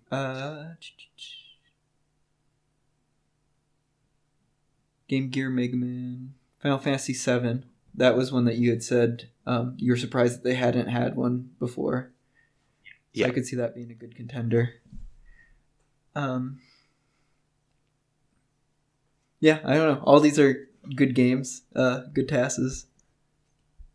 Undertale. I mean, yeah, I nominated a few. Bonk 3, Undertale, Monster World, 3D Blast. So, you know what I think. I'd add to that Final Fantasy VII and Celeste are both very good. Yeah. Yeah, I think... I mean, we've already talked about pretty much all these TASes anyway. Yep. So, yeah. Alright, what else have we got? Glitchy TAS of 2019. That could be interesting. Yeah. Whoa. So there are a lot in this category. Some that stand out to me are, well, of course, Tai 2. Just kidding. Yeah. I think Kururin is like cool because it's on like the surface it seems like such a little like easy game, and yet there's such like game breaking mechanics in it. Donald Land was very broken with wrong warps. Lego Bionicles we had mentioned. Let's see. 1,000 Year Doors, very broken with skipping chapters and then skipping items and all that. Zool, for the wrong warp in there. Oh. So. And then the movement. Zool is an amazing candidate for Glitchy TAS because you're just always glitching, but because it will be obsoleted soon, I can understand if it doesn't get as voted for that reason. Legend of Zelda: Link's Awakening DX. Like I said, that game. Oh, but this is the warp glitch one, which is only like 5 minutes long. Yeah, that game's very busted, it seems. So I could see it getting this. Yeah, I don't know. All these are very glitchy games. When I think of Glitchy TAS, I'm thinking they're doing the whole game but using glitches throughout. Credit Swap doesn't feel super glitchy and broken to me. Gotcha. So something like Mega Man 2 with zips seems good. Mm-hmm. Or Tai 2 with our movement. Mm-hmm. Donald Land was fast, but it wasn't really that broken. I mean, you had the thing where the level wouldn't scroll right, and then if you landed on ended a level on a certain tile, it would warp you immediately upon entering another level, if you remember. So I could see that one maybe. Yeah. It makes sense with the scrolling. I'm really happy to see Zool getting a lot of votes. It's nice to have some Master System love. Mm-hmm. Pokemon Yellow was significant. Once again, it doesn't get glitchy until the warp. So, right. I like it a lot. I'm not sure 100% if I'd vote for it. Once again, I'll probably abstain from this vote since I got 2 TASers in here. But 3, actually. But yeah. Dr. Mario was pretty good, actually. I think with Dr. Mario, they broke it by doing too big of combos and it kind of crashed the level. Oh, nice. Yeah. Well, yeah. Next category? Lucky TAS. So these ones are for RNG manipulation, normally, and so we get a lot of tactics games, RPGs, that type of thing in this category. So Arkanoid, Pokemon Blue, Pokemon Crystal, Dragon Warrior, Mario and Luigi Bowser's Inside Story, Paper Mario Thousand Year Door, and XCOM UFO Defense.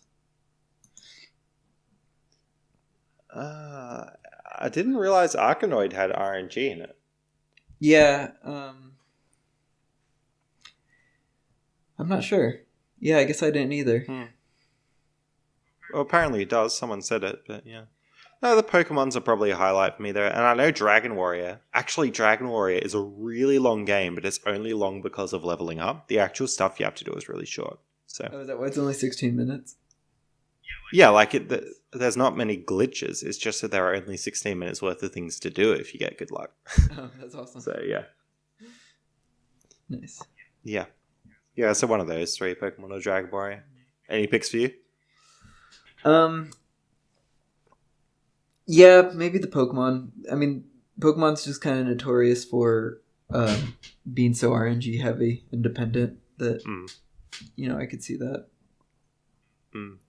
And it could even be that Crystal would be a better candidate because Mr. Wint was using, I assume Mr. Wint was using a bot there, like he did with Pokemon Blue. Gotta catch them all.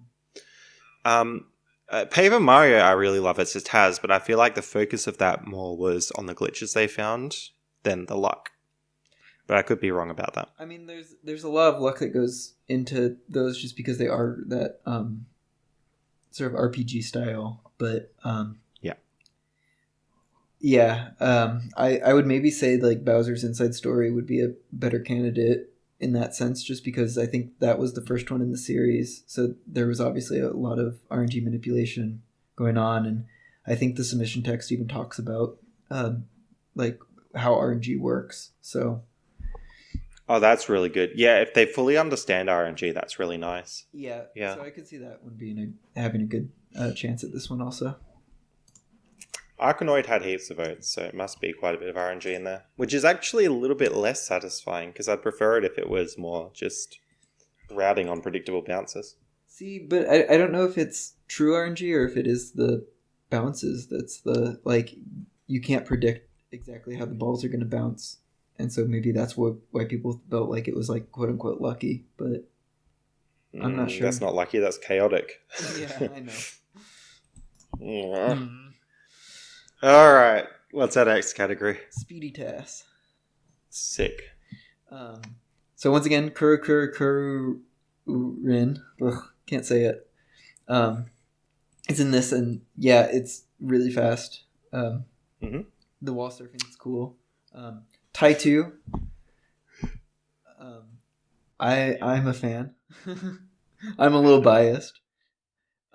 Super Monkey Ball for GameCube. Adventure for GameCube. Game Boy Advance, Sonic Advance, Knuckles, no Ultra Spin Dash. Linux Mario.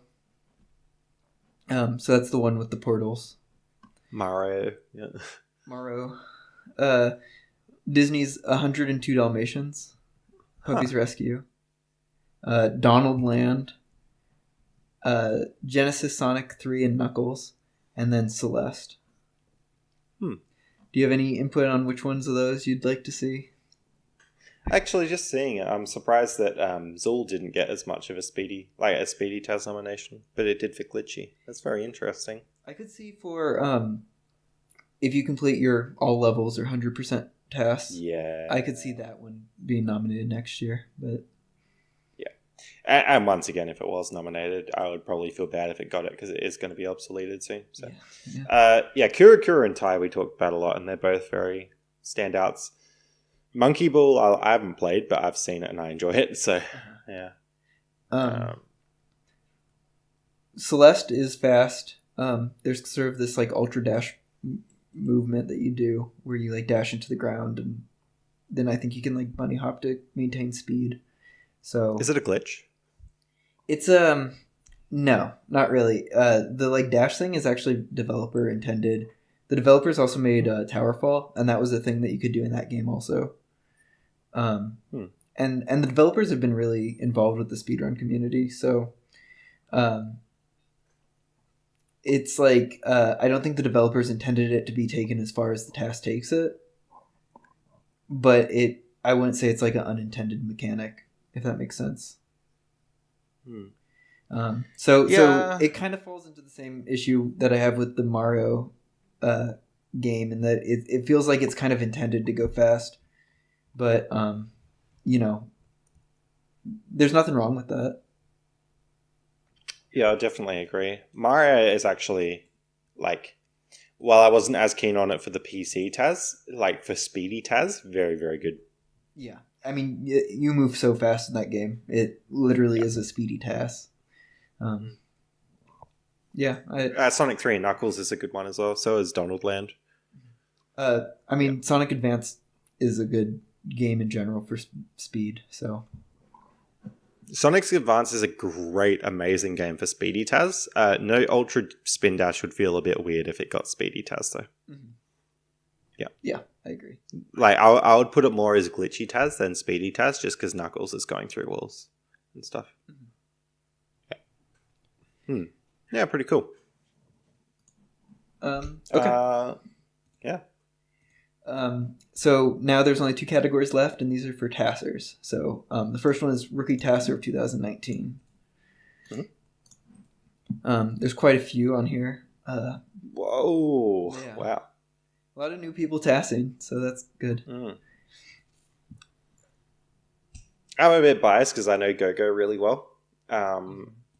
And I think he's done really good, and I can see him doing a lot more in the future. That being said, because I think he only had 1 submission, I don't think he'd get a lot of votes. Yeah. Yeah, I mean, there's quite a few people on here their submissions I was like kind of impressed with. Lobster Zelda did the Lion King for Game Boy, right? Game Boy. Yeah, and NES. Yep. And then Twisted Tamer did the Link's Awakening DX TAS, which was pretty impressive. So, I don't know a whole lot of these other TASers, to be quite honest with you. I would have to go look closer at Lobster Zelda's Pitfall, because I think with Pitfall I TAS that a bit. And I remember they were TASing it, but I wasn't sure if they were doing it like super optimally. But then they cancelled it and they resubmitted it, but I didn't look at the resubmission. So I'd have to have a closer look at that. It's impressive how many submissions this Lobster Zelda has for this being their first year tasing. So definitely, yeah. Cool Hand Mike looks good as well, just because Cool Hand did like a really long one with Monster World. But yeah, Lobster Zelda did an hour TAS of NFL thinger. Yeah, no, they both look really good. I think as I said before, Go-Go will do a lot more. yeah. But that'll be like in the future. But still, for the quality of his Grunty's Revenge TAS, it was really very good. Then yeah, Lobster stands out a lot. So is Cool Hand.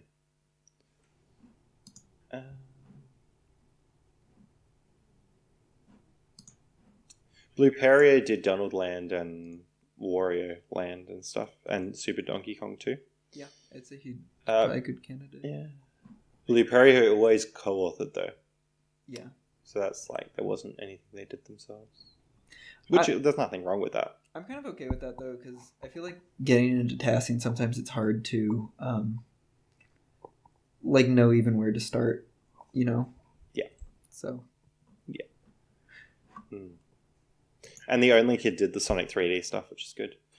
Yeah, it's good to co-author at the start, because if you see a TAS from a new TASer, you just it's bad, but you sometimes assume that it's going to be not super optimal. So, I mean, you kind of need that at the start. When I started tasing, the two TASes that I released that year were Drill Dozer and then the Smash Bros. Break the targets, board the platforms with Isotarge. Your brother. Yeah. And that doing that TAS with him really opened my eyes to some stuff about tasing. Oh man, he's full on. Yeah. He won't lose a frame. Yeah. So that was really a good experience for me, just starting out, getting on a TAS with someone who was already experienced with it and intense with it. So I won't say it's more impressive that if a new person does one alone or gets on a team, because I think it's a good experience either way. So. Yeah, definitely. Yeah, even doing tie between us, it was interesting. We'd bounce off each other quite well. Mm-hmm. Definitely. Yeah. Yeah, that's interesting. I mean, I think it's great to see so many new people tasing this year as well. Yeah, that's the big takeaway I'm taking from this category is that tasing's on the rise. So that's awesome. Very good. Is the last one TASer 2019? Yes. Well. And this one, there's not too many candidates. There's Badap 1, Easy Games, Keeley, Master June, Memory, Nimix, You, and Tampa. Do you have anything to say about any of the candidates? All very, very, very, very deserving of it. Mm-hmm. Fantastic nominations there. In terms of sheer quantity, Easy Games definitely has beaten everyone else out, I think. Yeah. And I reckon he'll end up with it. Probably for that reason. And that's the impression that you get, but you delve into some of his TASes like Symphony of the Night, and there are some really super researched, lots of time sunk into them, really good TASes in there too. Mm-hmm. So it's not just a matter. It's not just it's not quantity. He has a lot of quality as well. Yeah, his TASes are good quality, and I think he's done a really good job of getting other people onto projects and getting more people involved. So. I think he's a definite good vote. Both for quality and quantity. I think he's a good choice. Memory is a judge this year, and I think Memory does a really good job of communicating with the community. Oh yeah, definitely. Mm-hmm. I would be really happy if Memory won it. She deserves it a lot. Yeah. Let's see. Oh, Tomper is super, super high quality. Yeah, Like- Tampa's been around for a really long time, right? I'm not sure if you heard like the last episode, but he will like save any frame he can, which is a really good mindset to have. And he will probably miss out on a lot of awards because a lot of people just go to the top of the list, see, oh, who did the most TASers, and then just give it to that. Yeah. Whereas like Tompa, like does less because he will spend like 2 weeks saving a single frame. Yeah. I can see that. Yeah, all fantastic nominations. Once again, like I won't vote because I'm in here, but yeah. I mean, who did nominate me? Oh, Colin. That's nice. Yeah, I mean, I'm really over the moon with like how much I've been nominated for this, and I feel bad because I have been like picking up full-time work and moving this year, so I haven't had as much time, but hopefully next year I can do a bit more as well. Did you get it last year? I did get. I have had some awards before. I can't remember exactly which year they were in, but yeah, I do really appreciate having the awards that I've got. Yeah.